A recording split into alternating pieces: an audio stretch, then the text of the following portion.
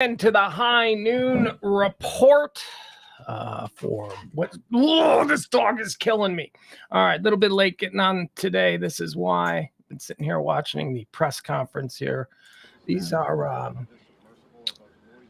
Coast Guard dudes giving an update. So I just wanted to. So it was my understanding that the P3 had heard some noises today as well. But so I do want to take just an opportunity to invite Carl to the podium just to talk a little bit about.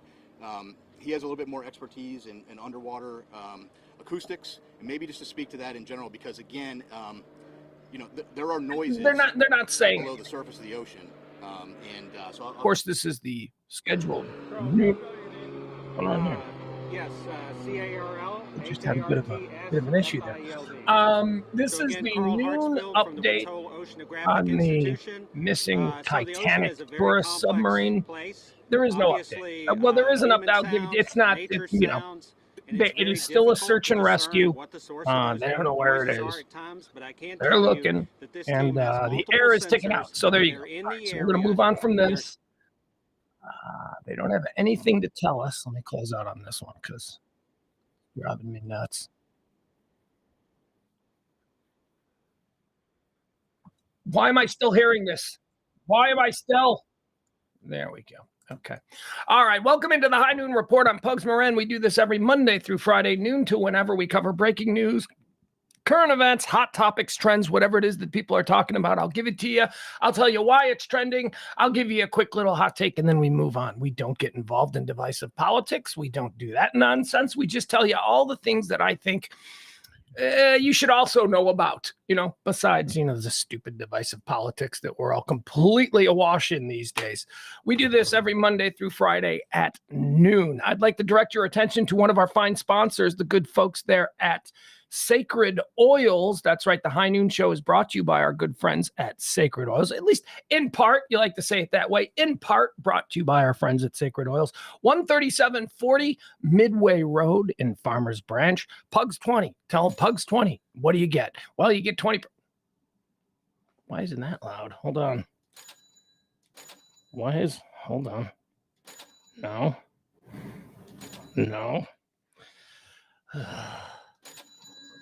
There it is. Now we got it. Oh, thunderous applause. Figured it out. What was I talking about? Hi, everybody in the chat room. We got Frank, we got April, we got Leslie, we got Byron, we got Adam, we got Jeff, we got Tyranda, we got Michael. Oh, we got a bunch of people in the chat room. Come on, come all. What was I saying? I was just saying something. Got a lot to say. It's a big show. We got a lot of stuff going on today.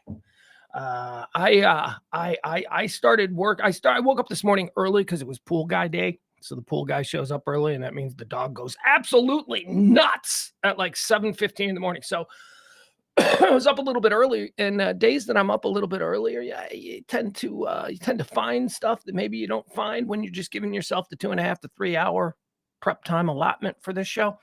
And I was so full. I had finished the show. I'd basically met every criteria that I set forth in order to put a show together, which is amount of stories, amount of birthdays, amount of this. I have an X amount. I had reached that by like 10:15 this morning, and I took the dog for a walk. I went out. It's so hot. Oh my God. I know. Look, it ain't Texas hot. Okay, that's everybody's telling us. We're here in Texas as we do this show from the beautiful One Percenter compound in Highland Park, Texas, from the brand new Comfort Nest Studio South, which is where we are doing this show from. Everybody, Texas heat is so hot. We know what hot is. This isn't hot, but it's hot, man. It's already hot. You step outside at like 8:15. That's the first time I went outside today was at 8:15 to look at the pool because the pool guy had already been here. I walked outside to check out the pool.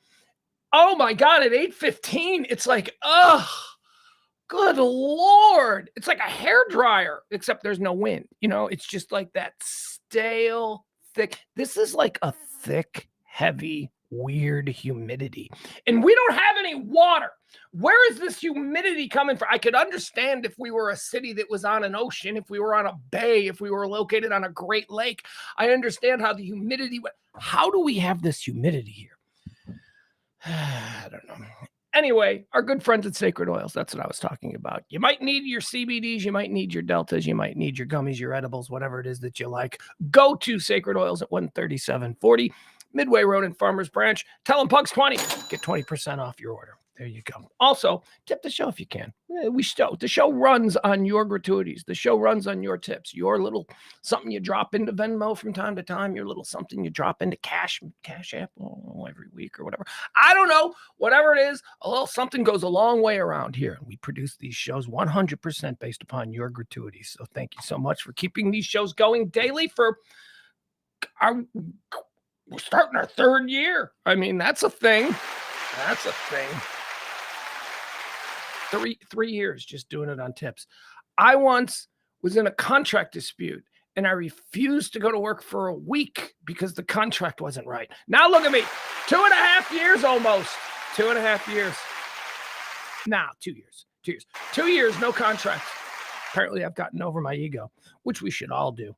Ego work, very important stuff that you're going to do if you want to work on any kind of self-therapy. I might suggest starting with ego work because everything begins and ends with ego work. Anyway, let's move on. It is the High Noon Show here on the Radio Misfits podcast platform. Radio Misfits does 2 of these streams every day. We do this one, the High Noon Report, where I get you all prepped up on the day's trends, headlines, and hot topics. And then we come back at 9 p.m. Central Standard Time for the Radio Misfits Show. That's right, the officially branded Radio Misfits Show. Myself, Pugs Moran.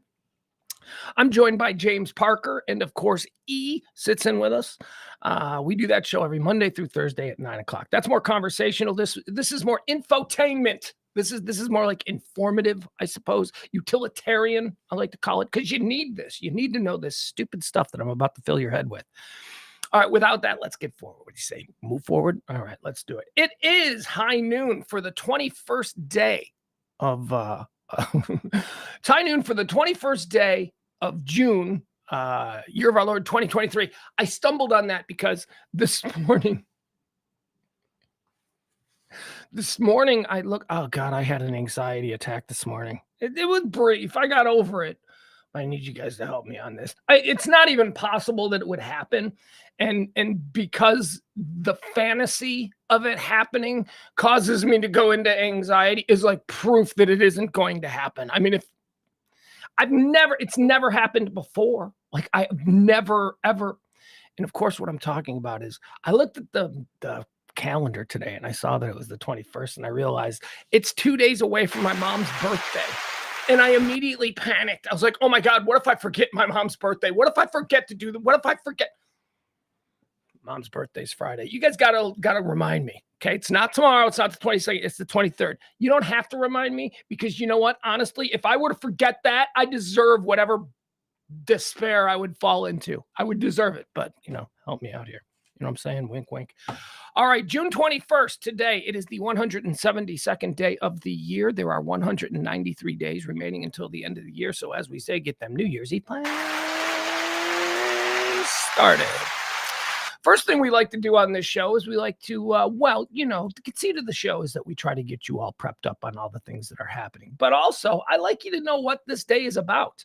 I mean, we go back in time. We like to visit the events of the past. We call this segment Erstwhile on this day, or previously on June the 21st, if you will, if you're more comfortable with that. I like the Fargo, the TV show. They don't say previously, they say erstwhile, so I've adopted it as my own.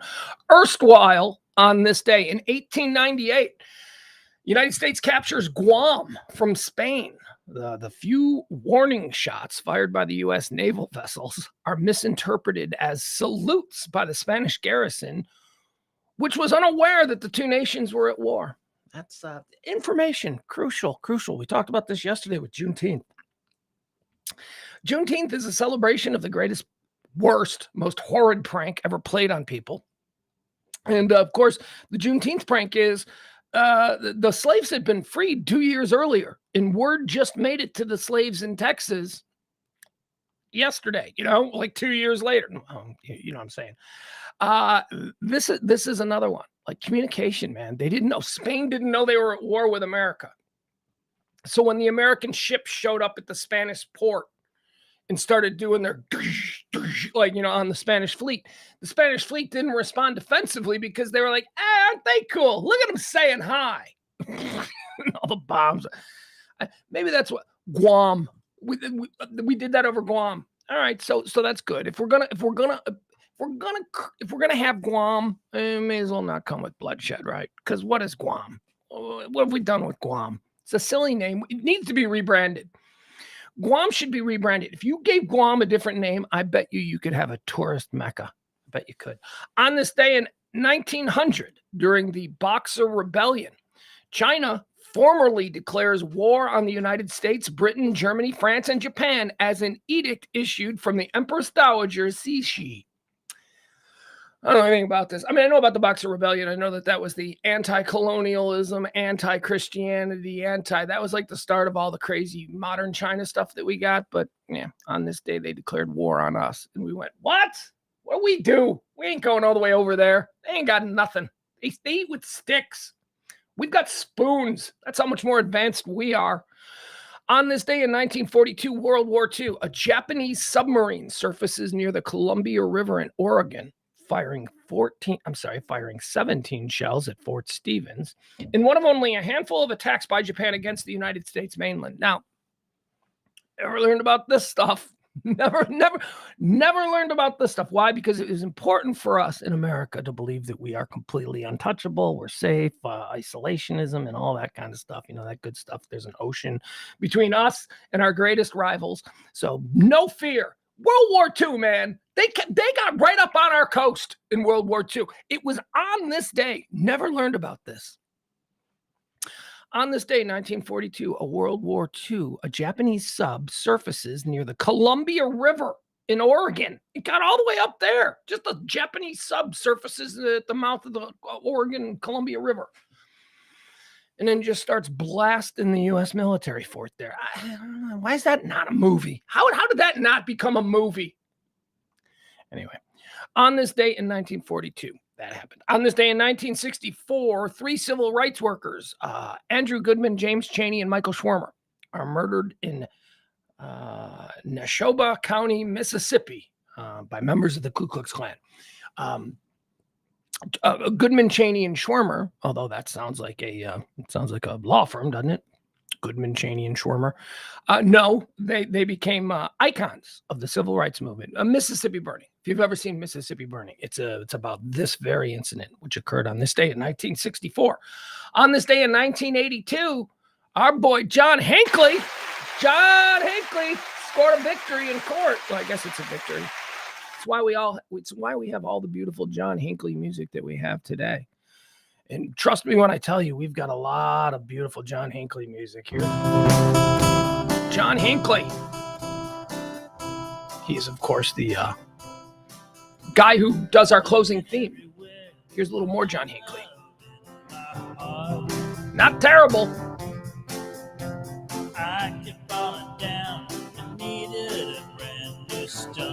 I mean, not great. Not terrible. Let's see if there's a hook to this song. Okay. All right, we're into a second verse. Oh, he's going to have a killer hook. You know it. Here it comes.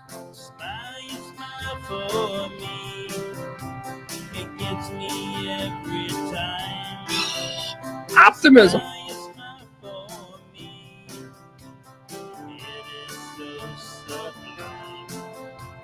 Okay, so not such a great hook. Anyway, John Hinckley on this day in 1982 is found not guilty by reason of insanity for the attempted assassination of U.S. President Ronald Reagan.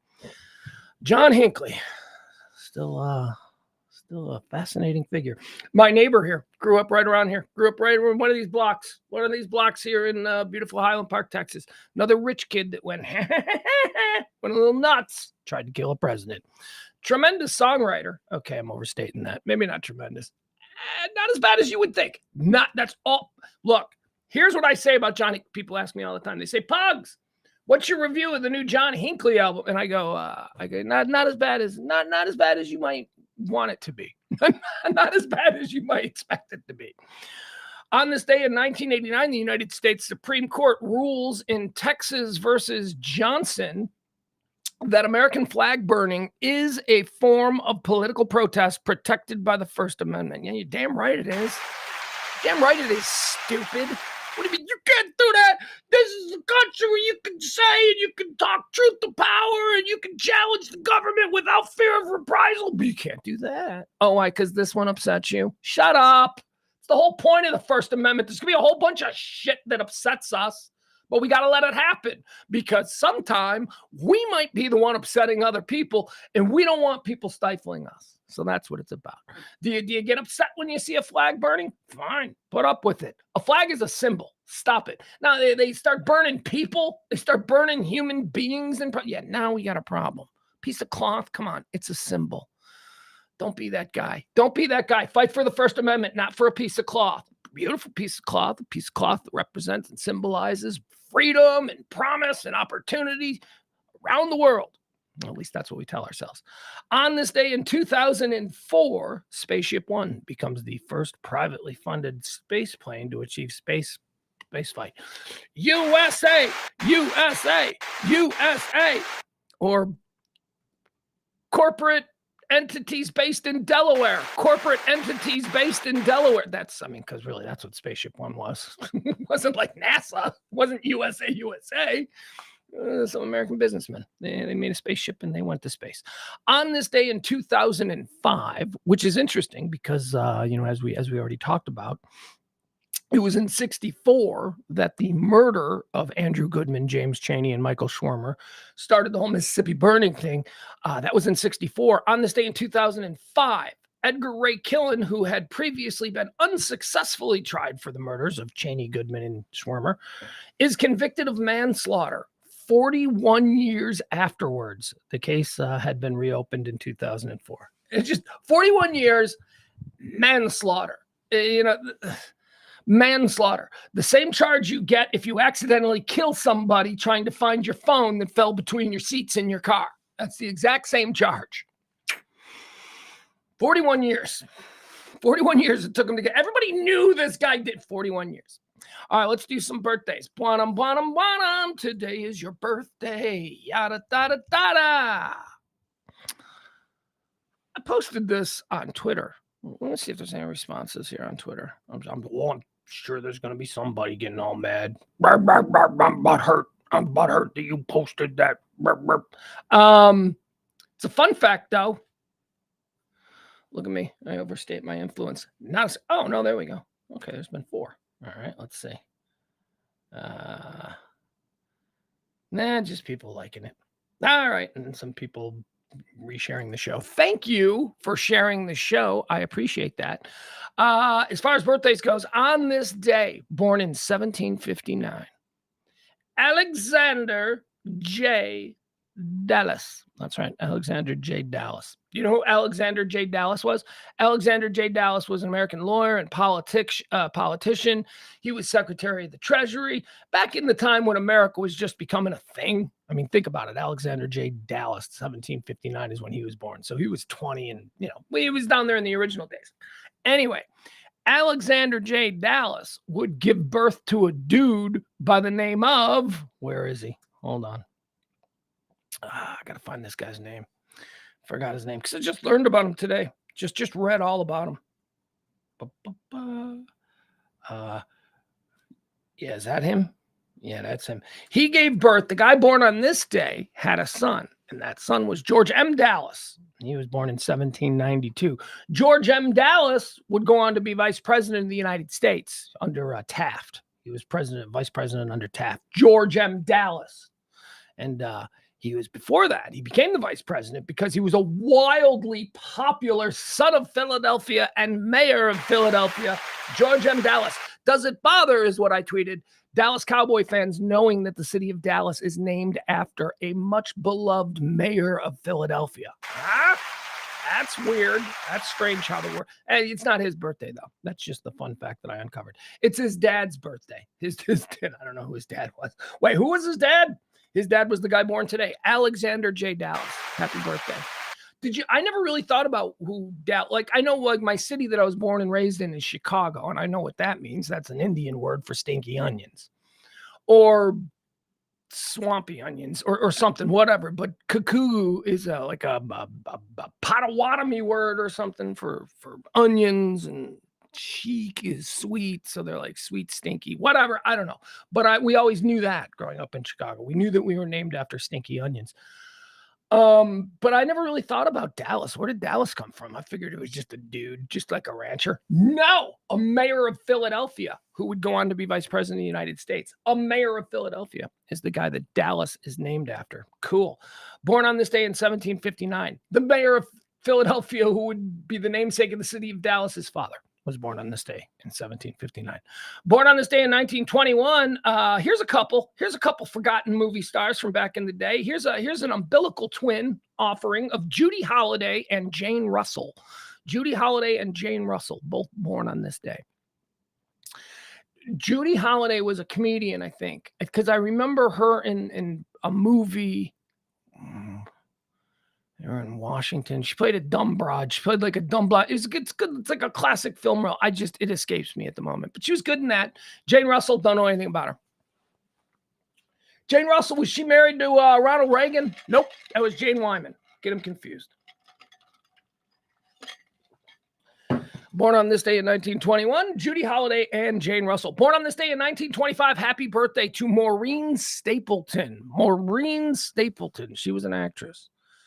She doesn't really, not really a big actress. I think she won an Academy Award for something, like she was big in like the late 60s and 70s. And then she played like, mom roles and grandma roles and stuff in the 80s. Whatever.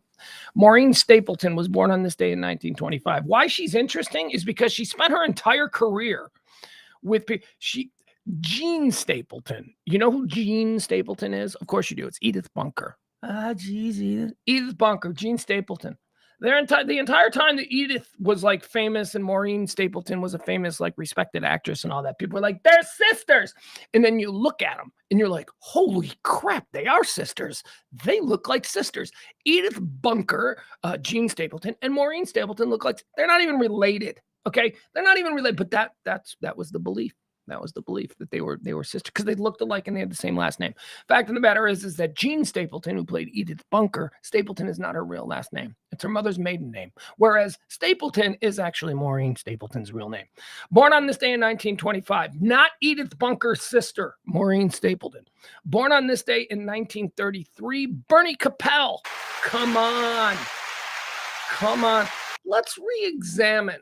Well, you know what that would be? That's the kind of thing that I want to go deep on with the Radio Misfits show that airs every Monday through Thursday at 9 p.m. with myself, James Parker, and E. I want to re-examine some characters from the 1970s, and chief among them is Doc Bricker from The Love Boat. I want to really dive deep into what Doc Bricker was getting into.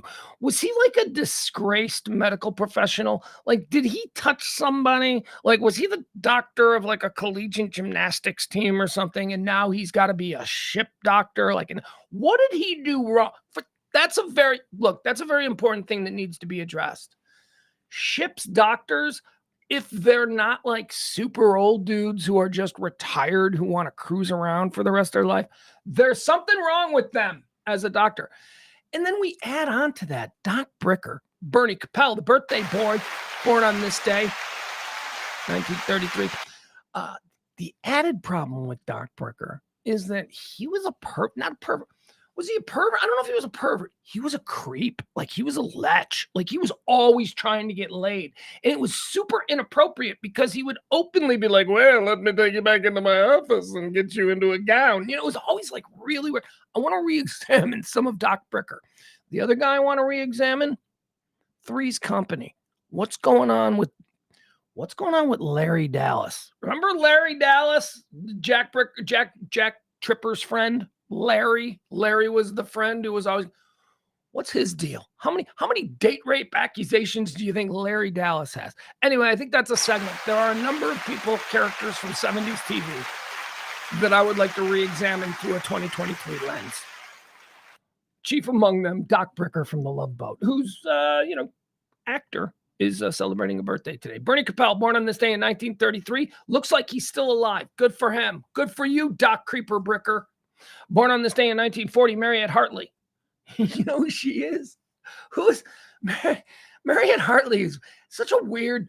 because if you watch 70s TV, like Mariette Hartley would pop up at everything. And you're like, oh, well, isn't she a perfectly pleasant, vanilla, entirely forgettable individual? That's who she was. She was just like,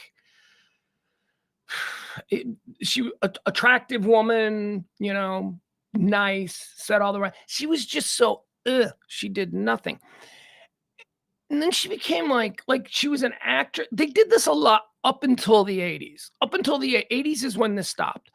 But in if you were an actor in the 60s and 70s and you stopped getting acting roles, they would just move you into like hosting roles. Like you would go from being somebody who was in an Academy Award winning film in like 1968 to hosting a daytime game show in 1975. I mean, they just did that. And like they did with variety shows too, where, hey, this actor's famous. Let's give him a variety show. What's he going to do? I don't know. And then you get like, I'm trying to give you an example of what you get. Then you get like Bruce Jenner hosting a variety show in 1977, and he's singing like Grand Funk Railroad songs.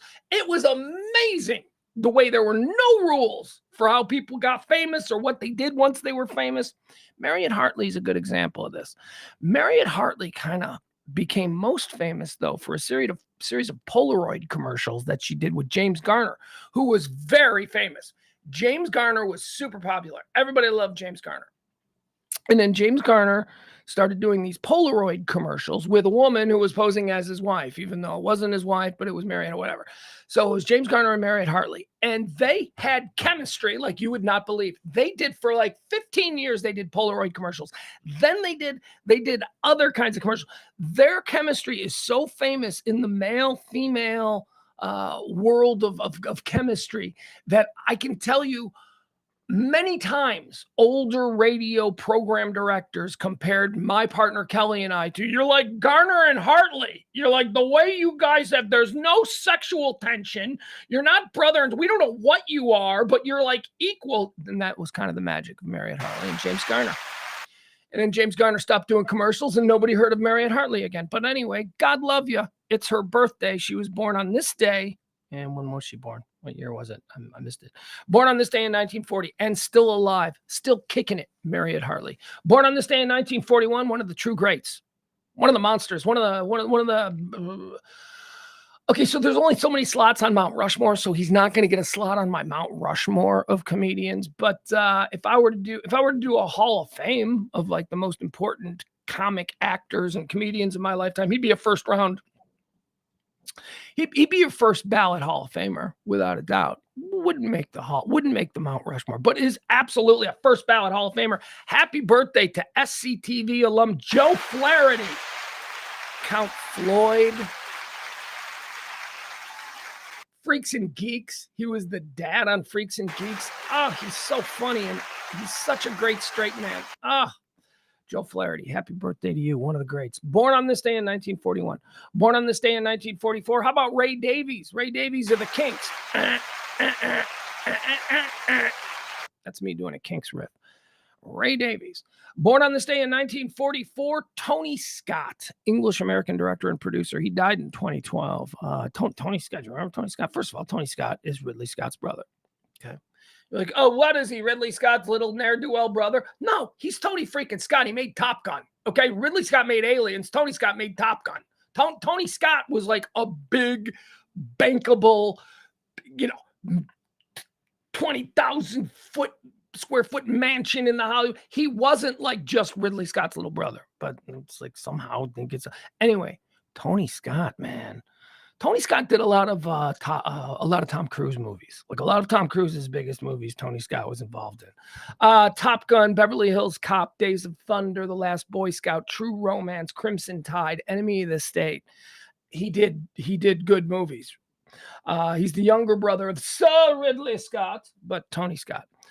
Dude, Tony Scott was in the middle of making a movie. He was on location, and he just walked to a bridge and jumped off in 2012 on this day. Oh, no, not on this day. I'm sorry. That's bad. He was born on this. It's his birthday. Here's how Tony Scott died. On August the 19th, 2012, at approximately 12:30 p.m., Scott jumped off the Vincent Thomas Bridge in the San Pedro Port District of Los Angeles. Investigators from the Los Angeles Police Department's Harbor Division found contact information in a note that he'd left in his car parked on the bridge, and a note at his office for his family. One witness said he did not hesitate before jumping, but another said he looked nervous before climbing a fence, hesitating for 2 seconds before jumping. He landed beside a tour boat. Good Jesus, you don't want to land on a tour boat. Jeez, that's a welcome to Los Angeles. No, that ain't good. His body was recovered from the water by the Los Angeles Port Police. On August 22nd, LA County Coroner noted that Scott left behind, in the notes that Scott left behind, he made no mention of any health problems, but neither the police nor the family disclosed the content of those notes. On October the 22nd, so this happened on August 19th. So on October the 27th, the Los Angeles County Coroner's Office announced the cause of death as multiple blunt force injuries. Therapeutic levels of the antidepressant mirtazapine and the sleep aid escozabicatone were in his system at the time of his death. A coroner official said Scott did not have any serious underlying medical conditions and that there was no anatomic evidence of neoplasia, cancer, that was identified. In a November 2014 interview with Variety, Ridley Scott described his brother's death as inexplicable, saying that Tony had been fighting a lengthy battle with cancer, a diagnosis the family elected to keep private during his treatments and in the immediate wake of his death, yet mentioning his recovery. All right, so whatever. There you go, man. Crazy. Tony Scott was a big movie director. Just jumped off a bridge. And doing a little bit more research rather than just reading the synopsis of his death, it is pretty much accepted generally that he was dying of cancer, and he knew he was dying of cancer, and his family knew he was dying of cancer. It's just that nobody else knew that he was dying of cancer. So that's why I was like, why did he jump off the bridge? Got to give it to you, Tony Scott. Thank you for Top Gun. Appreciate Top Gun. Appreciate a lot of what you did. Crimson Tide. You kidding me? Born on this day in 1944, the great Tony Scott. Born on this day in 1947. How about Meredith Baxter? We all like Meredith. I don't even know what was she from, Meredith. Family Ties, I guess. She was the mom. She was Meredith Baxter Burney back then because she was living a lie. She was married to fellow actor David Burney. Living a lie, of course, because Meredith Baxter Burney is a proud old lesbian lady now. That's right. She came out about 10 years ago. She seems to be living her best life. She's back to being Meredith Baxter. But holy cow, if you'd have told people in like 1976 that Meredith Baxter was a lesbian, dudes have been into that. That's all I'm saying. She was quite a thing. She was like the girl next door. She was like this perfect blonde with what was that show she was in? Was she in? There are two shows from the 1970s, and my Gen X people will help me with this. You might know these shows. There was 8 is Enough, and then there was another show called Family. 8 is Enough, to me, to my like little 8-year-old mind. 8-year-old mind said 8 is Enough is just the exact same show as Family. There's just silliness. I don't know what was Meredith Baxter Burney in 8 is Enough for Family. She was in one of those shows. Anyway, happy birthday, big old lesbian, Meredith Baxter Burney, living her best life. Good for her. Took her like 68 years to come out, but she finally got comfortable with it. On this day in 1950, Joey Kramer, American rock drummer and songwriter. Joey Kramer's the drummer for Aerosmith. Still hold it against her. I mean, I think Aerosmith is fine. Right? They're fine. My list of like, okay, I'm going to name a band. You give me a word that associates with it. Aerosmith. Fine. They're fine. I went to see Aerosmith on my 21st birthday. It was my first legal drinking day. And it just so happened to coincide with a tour that Aerosmith was on where they weren't letting anybody drink because they're a bunch of drunks. Think about that. At 21 years old, I could not wrap my mind around the unbridled narcissism of Aerosmith to say that we're all a bunch of junkies who can't hold our drinks, so you're going to pay $40 for a ticket, and we're not going to let you drink either. Why? Because we don't want to be tempted. Oh, stop it. Then don't go on tour, you bitches. Good Lord, that sucked. It sucked. It was awful for me. We knew ahead of time. We had learned ahead of time that there was going to be no alcohol sales at it. So what did we do instead? Because it was the 21st birthday celebration. We just pounded bottles of like Southern Comfort and Jack Daniels in the parking lot before we went in, which meant that by the time the opening band took the stage, we were vomiting and wasted on hard liquor. It was the worst concert experience of my life. Thank you for ruining my 21st birthday, Aerosmith, with your unbridled narcissism. And a happy birthday to Aerosmith drummer Joey Kramer. Born on this day in 1950. Born on this day in 1951. Now, here's a guy who I've also seen in concert multiple times, who's always brought me joy. So a big old heartfelt happy birthday to E Street bandmate, longtime guitar player, Nils Lofgren. Nils Lofgren, South Side. That's right. That's right. He ain't from New Jersey. He's from the South Side. South Side. Born on this day in 1951. Born on this day in 1961. I don't remember what this guy's deal was. Well, where'd he come from? Was this guy? Did he just look good in leather pants and like a leather vest and long hair? What was his deal? Because then I heard, no, man, he's like one of the world's best players. And I'm like, what? I don't know. What do you mean? What does he play? Is he a bass player? He's like one of the world's best. Is he a bass player? I don't know. Happy birthday to Kip Winger. Kip Winger. Remember the band Winger? Yeah, you remember Winger.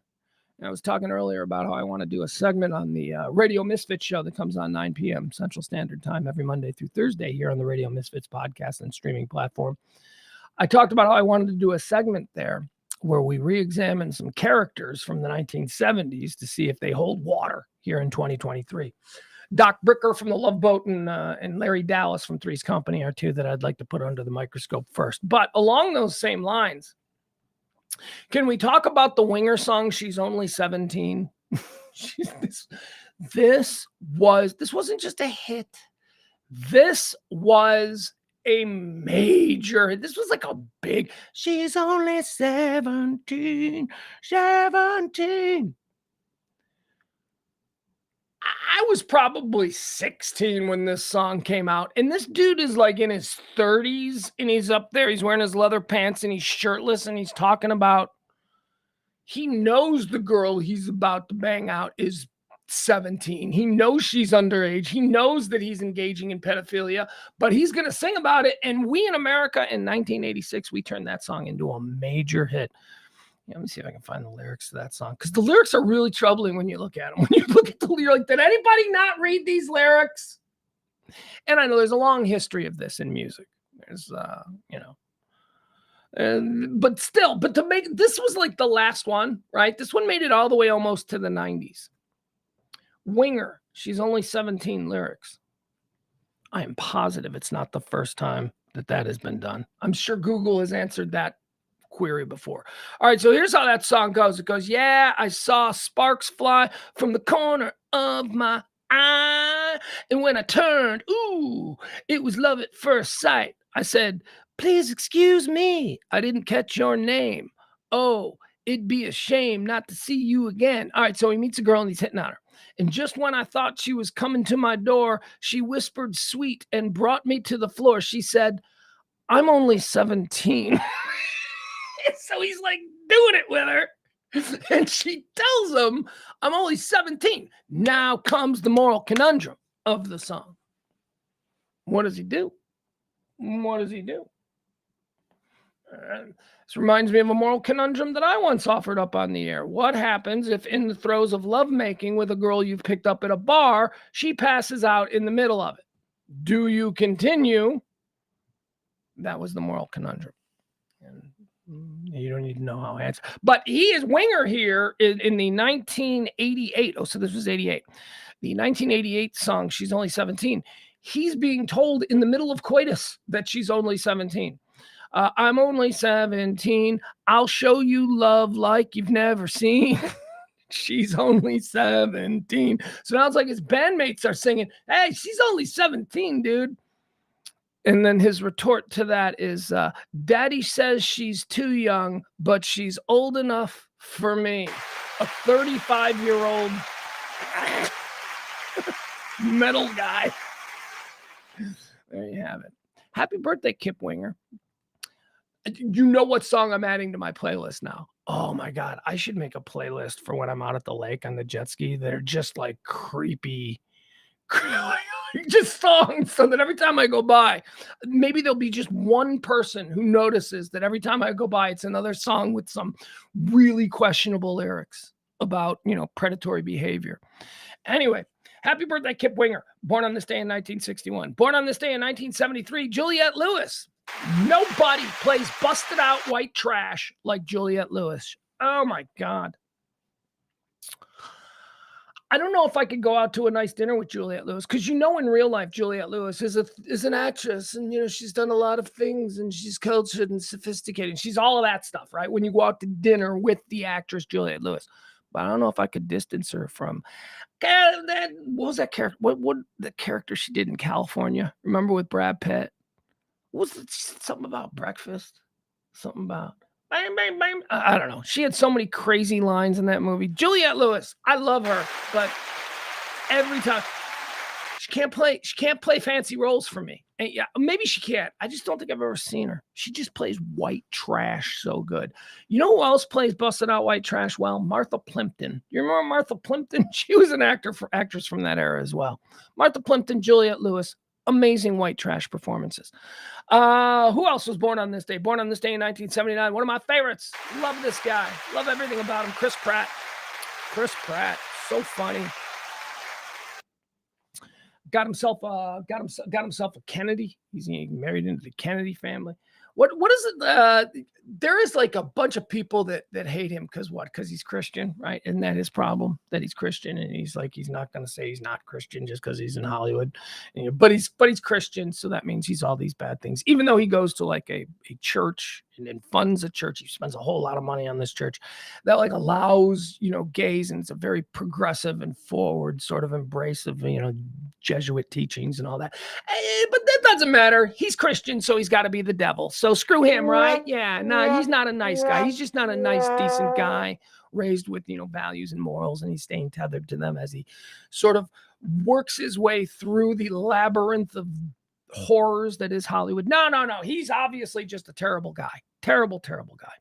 Not buying it. Like him a lot. Happy birthday, Chris Pratt. Love you. So funny. You're my Star-Lord. Born on this day in 1982. Happy birthday to the future King of England, William, Prince of Wales. I am the Prince of Wales. Well, I'm the Duke of Dolphins, bitch. Prince of Wales. Get out of here. Born on this day. Ooh, isn't this a twosome for the umbilical twins? Look at these two umbilical twins. Born on the umbilical twins are people born on the exact cousins, umbilical cousins. They're born on the exact same day of the exact same year. Just to different parents. Prince William, born on this day in 1982. Also born on this day in 1982, Jussie Smollett. Yeah. Jussie Smollett. Screw you. Born on this day in 19... Although, you know what? Can I just say something? So y'all know that I've one of the shows that I'm re-binging is Friday Night Lights. And it just so happens that Jussie Smollett's sister is one of the regulars in Friday Night Lights, and she's delightful. She's a lovely young actress. She seems great. The character that she played was terrific, and no complaints about. I don't remember her name. Her name is like something like Jasmine Smollett, or I don't know, whatever it is, but she's great. And I'm rewatching this, and I'm going, oh man, she should change her name, because she's like a good little actress. She's likable, and she's like, I could see her having a career. But is the last name Smollett, in the fact that she's Jussie, is this gonna now like crap down on her? Because honestly, 5 years ago, before this whole thing happened, if you'd have put Jussie Smollett and his sister next to each other, I'd have gone, the sister's gonna be the bigger star. Just give her time. But no, Jussie ruined it for both of them. Anyway, happy birthday, Jussie Smollett, I guess. Born on this day in 1982. Born on this day in 1983, the final birthday that we'll honor today. Are we honoring this guy? I don't know. I'm familiar with this story. I think this guy's a very complicated individual, so we're going to leave it at that. Happy birthday, Edward Snowden. Or depends on how you've been agitated. How have you been ginned up? You've been ginned up think he's, or have you been ginned up to think he's, doesn't matter. Both sides work very, very tirelessly to get us to have an opinion on Edward Snowden without actually knowing any of the real facts.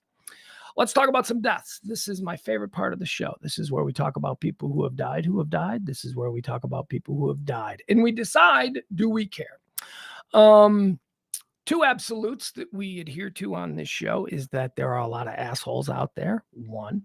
And two, we all die. Everybody dies. So, vis-a-vis, assholes die every day. Do we care when they die? Let's go through some of the more memorable ones. Dead on this day in 1980, Bert Kaempfert.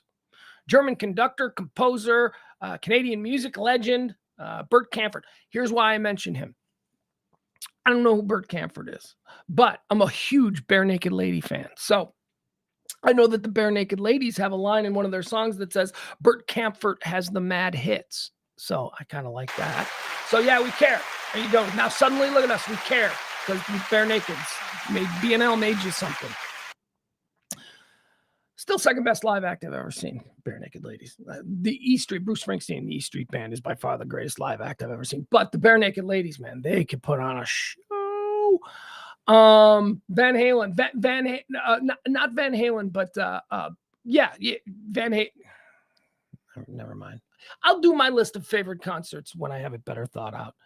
Bert Kaempfert. On this day, do we care? Yeah, we care. That's fine. On this day in 1998. The world lost a feller by the name of Al Campanis. Do you know who Al Campanis is? Well, let me tell you who Al Campanis is. Al Campanis was the general manager of the Dodgers, who went on Nightline and basically said the quiet part out loud.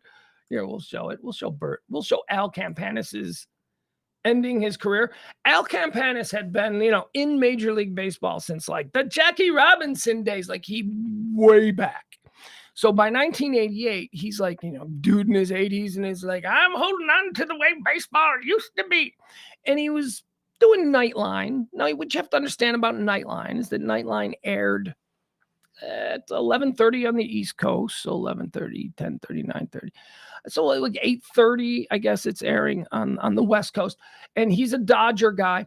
So if you're going to appear on Nightline and you're in Los Angeles, you got to know you got to be in front of a camera and in a studio at 8:30. So what happens a lot of the times is people go out to dinner. They'll go out. The 10:31 doesn't really happen. Like if you've got to be there at 10:30, then you go out to dinner and do whatever you do.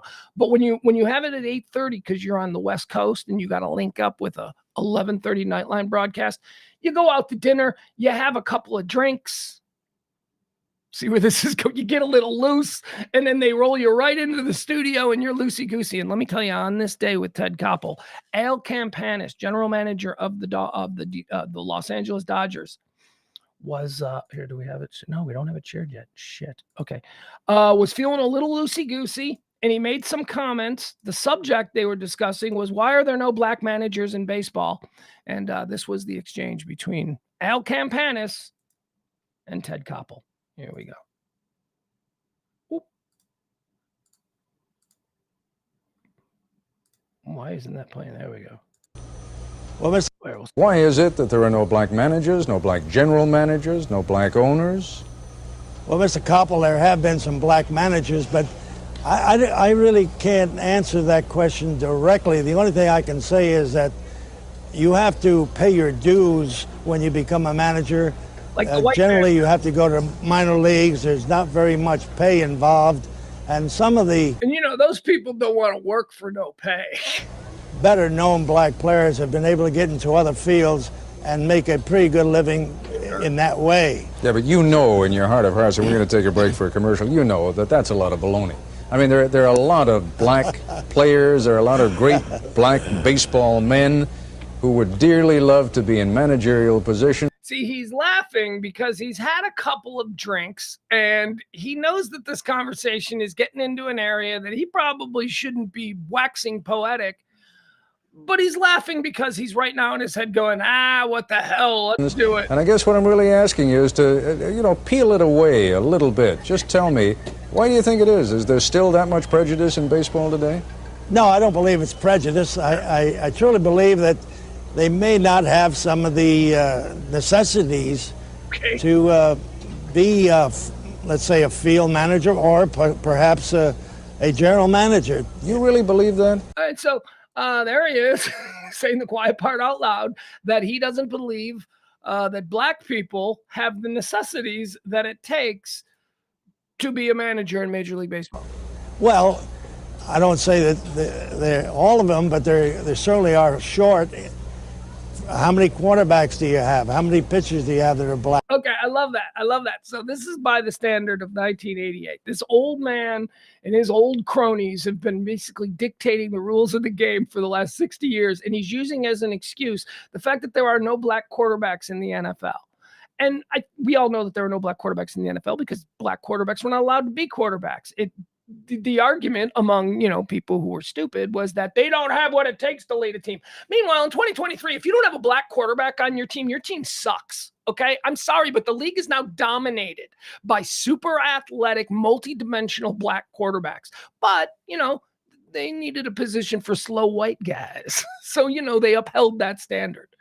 This guy now, do I think Al Campanis is an evil man? No, I think he's an old man who wasn't educated very well, who found himself at a time in an emerging media age in the spotlight saying the kind of stupid shit that old men of his generation have believed forever. And they're going to believe it until they die. Because you see, they didn't have the environment that we had. They didn't have the information that we have. They didn't see Michael Vick, okay? They didn't see, they've never lived in an era where a black quarterback, where Doug Williams won the Super Bowl. Black pitchers, this guy's talking about, there are no black people in baseball. Do you know how few American black players there are in baseball? Crazy. A couple of years ago, the Chicago White Sox had 2, and they had more than any other team in Major League Baseball. So black pitchers, black people in baseball. Black.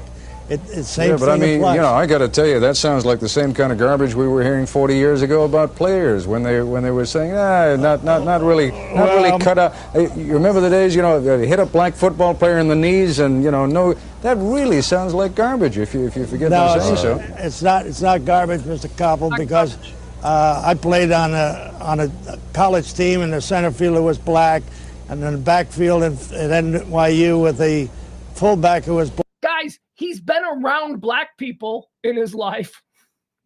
That's his defense. That's his. Black, never knew the difference of whether he was black or white. We were teammates.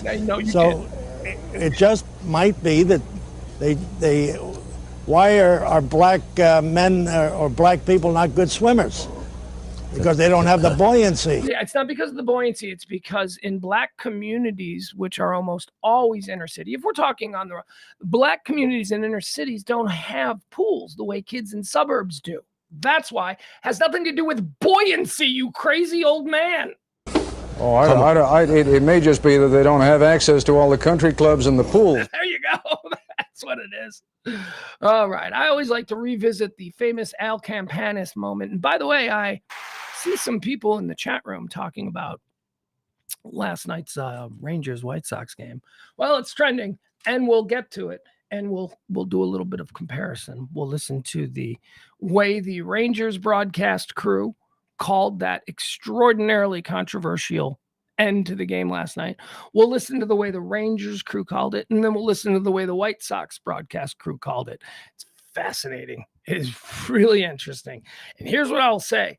Both the Texas Rangers and the Chicago White Sox have top. What the hell? Just about to compliment both teams' broadcast crews. The Rangers team is incredible. Y'all know how I feel about my White Sox team. I think they're the best in baseball with Steve Stone and Jason Benetti. But both covered it awesome. So we'll get to that. So, yeah, we're going to talk about that. I'll give you all my thoughts on what I saw. As the old catcher, I'm a catcher fetishist. I love my catchers in baseball. And I love Jonah. I love Jonah Heim. Anyway, we'll get into that. Moving on, Al Campanis, dead on this day in 1998. Do we care? He's just another old man with stupid opinions. Dead on this day in 2001, blues great John Lee Hooker. John Lee Hooker, love John Lee Hooker. John Lee Hooker, it's always been a bit of a, kind of a weird little Easter egg among Chicago Blues fans. which I consider myself a late in life Chicago Blues fan. I became really interested in the blues while working on a project for the Muddy Waters Museum in Chicago about 10 years ago now, 10, 12 years ago. So I came to it late. It's like if you grow up in Chicago, I guess maybe it's like if you grow up in Texas, maybe some people like hate country music because they're just rejecting what, is the culture of where they're from. So, where I grew up, blues music was everywhere all the time. And I'm like, oh God, another wham, wham, wham, wham, wham. It's just like, I didn't get it. It was like, it wasn't connecting with me. But then later in life, it did. John Lee Hooker is interesting. He died on this day. John Lee Hooker is one of the greats, one of the great electric bluesmen of all time. And John Lee Hooker is prominently featured in the film The Blues Brothers when they were at Maxwell Street, which is a street in Chicago where they used to have a giant flea market. It's where the You Better Think, where that takes place with Aretha Franklin. The guitar player, the blues man who was sitting there on the street who was playing is John Lee Hooker, which a lot of blues fanatics were like, that is awesome.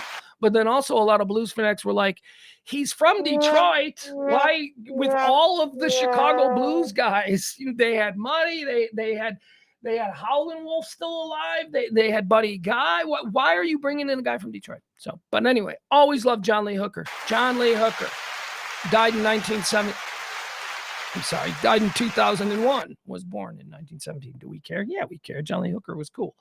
Dead on this day in 2001, Carol O'Connor. Geez, do we care? Archie Bunker died on this day in 2001. Yeah, we care. We love him.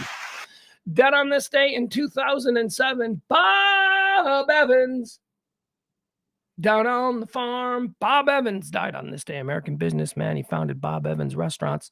I'm going to say no. I don't care if Bob Evans died. You know why? Because I went to a Bob Evans exactly once. We waited in line for an hour for this stupid. And then when we got in line, they seated somebody else in front of us who had just walked in. Like, I don't know who that was. We were traveling. So, you always stop at a Bob Evans when you're in the middle of Drip Dick, Arkansas or whatever, right? So that's where we had stopped. So we were waiting in line, and then all of a sudden these locals just walk in and take our seat. We've been waiting. It was Sunday. It was a Sunday morning. So screw you, Bob Evans. I don't like the way you run your business. Waiting in line for an hour. We just want a little something to eat so we can get on the road and get like another 1,000 miles underneath our belt today. Just help us do. Oh, but here comes Boss Hogg and his family. They're just the local important guy cut in front of us. Screw you, Bob Evans. I don't mind your sausages though. Dead on this day in 2015. Here is one just before we can do we care? Yes, care very much. Care very much about this one. Darrell Hamilton on this day in 2015. Who's Darrell Hamilton? Darrell Hamilton was a baseball player. Darrell played for the Brewers. I know he played for the Rangers because that's how I met him here. Worked for Major League Baseball Network. Darrell Hamilton was a friend of mine. He was a wonderful guy. I really enjoyed him. He was such a nice man. And because I'm kind of a baseball nerd, I always thought it was kind of fun just, hanging around a guy that I remember playing when I was younger. Darrell Hamilton died on this day in 2015. How do I know him? He was interested in developing like a media career. And he was introduced to me through our program director. Our program director at the radio station was trying to find a spot for him, trying to figure something out. So he put me and him in a room and we did a bunch of practice shows for him, just working on chemistry and all that kind of stuff. And then from that, we just became friends. We had mutual friends who owned a local bar and restaurant. And whenever he was going up there, he would send me a text. He's like, I'm going up. You want to grab a drink? And we would. He was just a terrific, terrific guy. He was a really nice man. He was shot and killed as he walked through the front door of his Houston home. He had moved down there. He was working for Major League Baseball at the time, and he was assigned to cover the Houston Astros. And his girlfriend, Monica, I think was her name. I don't know. I actually met her, which is crazy when you hear the story. His girlfriend was like an impressive woman. She was an attorney for Enron. She was like a big, well-known Houston attorney with an Ivy League law degree and all of these really impressive things. And he was this former Major League Baseball player who puts on these incredible suits and goes on MLB TV. You know, it was like they were a cool couple. They were a cool couple. She murdered him. She shot him twice as he came back from wherever he was. He walked through the house, through the front door of the house on this day in 2015, said, "Hey, baby, I'm home." And she just boom, boom, shot him where he stood, right there in the doorway. She then turned the gun on herself and killed herself. Why did she do this? Because she was under the impression that he was cheating on her. I don't think he was. He didn't strike me as that kind of a guy. And he also seemed to be really into her. Like he thought she was really cool. She was super smart and all this kind of stuff. This dumb bitch, this crazy bitch, she had a history. She apparently had been to jail. Like she was imprisoned. And I don't know, she's a lawyer, so I don't know how that all works, because you're not supposed to be a lawyer, especially a big time Enron lawyer. She'd been to jail for like another boyfriend. She chased him around and dumped gasoline on him and then tried to light him on fire in their house. Like this was before she shot and murdered former Major League Baseball player Darryl Hamilton. That was on this day in 2015. Darryl Hamilton was a good guy. So yeah, we absolutely care. He was fun. He was a sweet guy. If you know, like, you know, you guys met pro athletes, I'm sure, whatever, you know, sometimes you run into them, and a lot of them are dicks. A lot of them really buy their own hype. A lot of them, most of them aren't humble. Most of them, maybe that was the relationship that I had with Darryl Hamilton, why it was different, because he was coming to me and treating me maybe the way he would treat a coach, right? Because I was kind of trying to help him with, like, you know, the media stuff and how to sort of be more natural and less sort of stiff. And anyway, so maybe our dynamic was skewed because of that, but I still miss him. He's still a good dude. Got on this day in 2015, the great Darryl Hamilton. What a nice guy I thought he was. Anyway, there you go. There you have it. That's going to be all of the erstwhiles, the birthdays, and the mornings for this particular day. Now is the time on the show where I remind you once again that you can tip the show by going to Venmo. You can tip the show by going to Cash App. I'll put that banner up. You can help out the show. We run entirely on your gratuity, so thank you very much. Also, don't forget about our friends at Sacred Oils, 13740 Midway Road in Farmers Branch. That's Sacred Oils. CBDs, deltas, smokables, edibles, whatever it is that you want. Get on over there, 13740 Midway Road in Farmers Branch. You tell them Pugs 20 and you get 20% off. All right. Moving on. Let's get into the top thing. Wow, it's already one. Well, we started a little bit late today, didn't we? We did. We started a little bit late. Yeah. So anyway, the back, I guess the takeaway from the Darryl Hamilton story that we just talked about is that you never know. She was crazy. The woman he was with was crazy. She shot him twice as he walked through the door because she had somehow become paranoid that he was cheating on her. And then she has in her past another situation where she accused someone she was with of cheating on her, and she tried to light that person on fire. So, be careful. People are complicated, because she was beautiful and she was like this big successful attorney, so she had her shit together. You know, she looked like, you know, okay, I could date that, you know, and then it's and you end up dead at, like, I don't know, what was he, 47, 40, something like that. I don't think he was 50. He might have been. Anyway, okay, we're going to be done. We're going to be done with me talking about Darryl Hamilton. All right, let's get an update here. We were a little bit late on the show getting on because I wanted to watch the beginning of the missing submarine press conference. They told us nothing. They're running out of air. CNN does not have the little air canister icon on their screen that shows you, you know, like a battery on your cell phone. They should show that. They're not doing that. I jokingly say they could show that because that would be like the worst. That would be in such bad taste. Like that would be like memorably tacky. But, you know, CNN, that's kind of what they're about. So I'm surprised they're not doing it.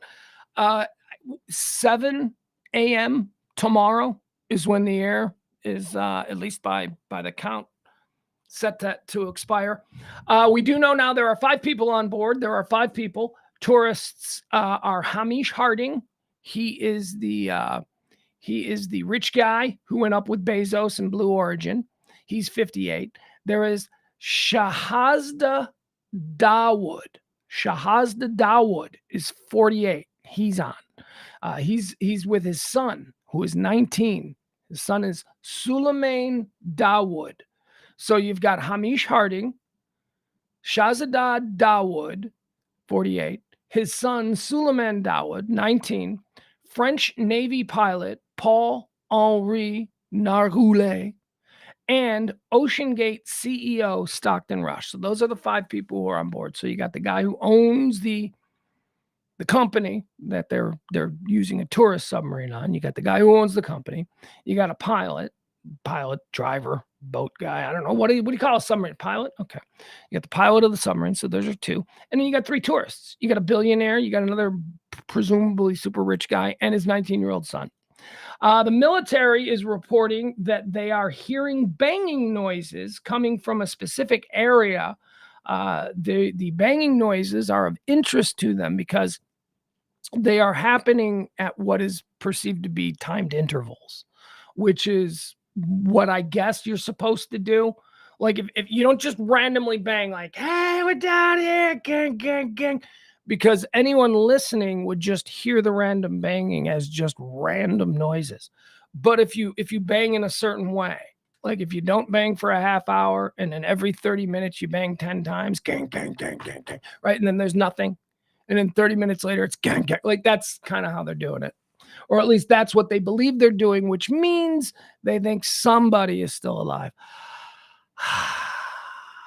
I don't know. I don't know what to make of this whole thing. First of all, it's not a news story, as I said yesterday. This is news porn. This is the definition of news porn.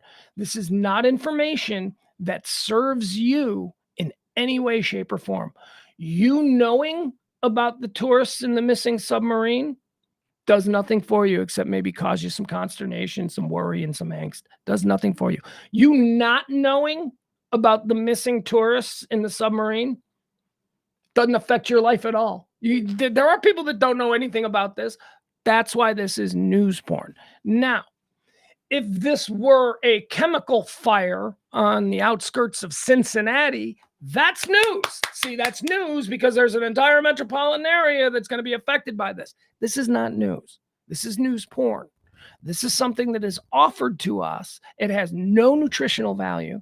There is nothing about this story that helps us or makes it easier. This story is 100% being presented to you by the news because they got you. Because, ooh, this is one of them pearl clutching. I'm so glad it's not me. Let's watch other people. This is Jerry Springer. That's what this is. It's news porn. And news porn was the Malaysian airplane that went missing. Remember when that went missing and CNN decided to just give us that for like 6 months? They put a dude in a submarine underwater. Like what? A piece of the plane would float by? It was absurd. So this is kind of that. Now, I've presented all that. We all know the facts. This is news porn. There is no journalistic or informative value to this story, to you or to me. Zero. Nothing. It's not a weather front that's coming in that's going to shut the roads down for a week. It is not news. It is not a murderer who's on the loose. It is not news. This is news porn. Having said that, I love this story. I'm a big fan of news porn. Let me tell you, I get my news from where I get my news from. But when I need a little break, it is news porn that I turn to. And I am really enjoying the coverage of this story. It's absurd and it's stupid and it really shouldn't be occupying this much time. And there are probably more important things that we're a stupid people, could be informed about, more important stuff that we need to know. But no, we're going to lead every newscast off with the missing submarine. Until they die. I mean, that's what it is. It's like, are they going to go live? So if by timing it's 7 a.m., so 7 a.m. Eastern time when the air is supposed to run out, and I might not even be right on that. It might be earlier, it might be an hour later, whatever. Doing quick math. So let's say it's 7 a.m. Like, will CNN start that hour of news with like, the air is out? You know, it will be like a big dramatic thing. What about how this ends? What if the air time passes, which is tomorrow morning sometime, So we blow past the airtime, and then we don't find them. And then it gets to be Saturday, and we're like, what's going on with the submarine? I don't know. They're probably done. And then, we get into 4th of July weekend, so we forget about everything. And then, there's a shooting at a 4th of July parade. So and then like 3 months from now, right? They're like, in Halifax, Nova Scotia, a submarine with 5 dead bodies surfaced today. Like, how is this story just going to go away? Is it just going to be news porn? Trying to think of some other examples of news porn. I don't think the Chinese spy balloon was news porn. I think that because that's got legitimate national, like, what the fuck? How are they able to? So I don't think that was news porn. That was actually, that had defense ramifications. That's different. The endless speculation about it being UFOs was news porn. That was news porn. That wasn't real. All right. So here, let me give you the latest on the missing submarine. This is who's giving us this? Oh, well, of course, it's one of those creepy British magazines. The British newspapers are all over this because, British people are on board. Every single second feels like hours. Fears grow for 5 stuck on board Titanic sub as family pray for passengers and experts. Or for passengers, and experts warn that opportunity to find them alive is fading. After sound of banging is heard during massive search. Desperate family and friends of the 5 missing on the Titan submarine. Is that what it's officially called? The Titan submarine? Fear they are losing time after banging noises were picked up by sonar devices. But experts warn the crew has just 24 hours of breathable air left. Rescue teams are racing against the clock 3 days after the deep sea vessel disappeared near the wreck of the Titanic. Think about that. Okay, so there's no real news. It's still missing. Think about that. They went down at 8 o'clock in the morning on Sunday. They were supposed to be down there for like, what, a couple hours? And it's just a couple hours. Trust me, after about 4 hours, you're not going to want to be down there anymore. It's been days. They've been in this thing for days. Oh my God, just waiting to die. They are in a coffin. Just wait. News porn. That's why. See, when we realize these things and we start working them through in our head, now suddenly we're like, I got to know more about this. Anyway, developing ... Military reports that the banging was heard for 30 minutes and banging noises every 30 minutes.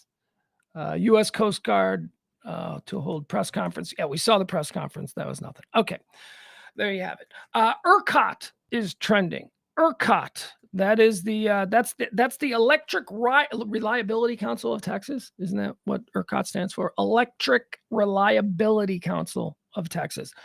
ERCOT has a request for us here in the Lone Star State. The request by the Electric Reliability Council of Texas, which serves most of the state's nearly 30 million residents.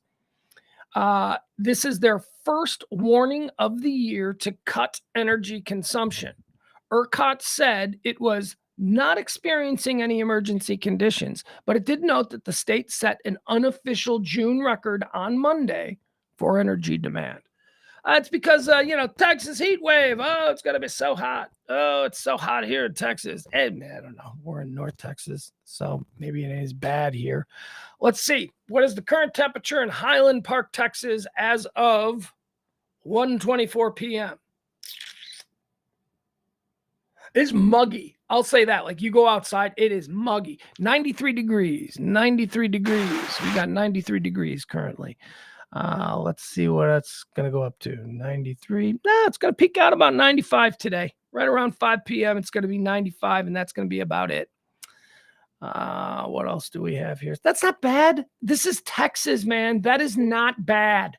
That is normal, right? That's May. To me, anyway, it seems like that's May. That's a really hot day in May.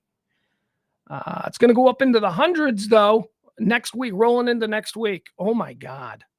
Next week, we're rolling into next week. It's going to be 102, 103.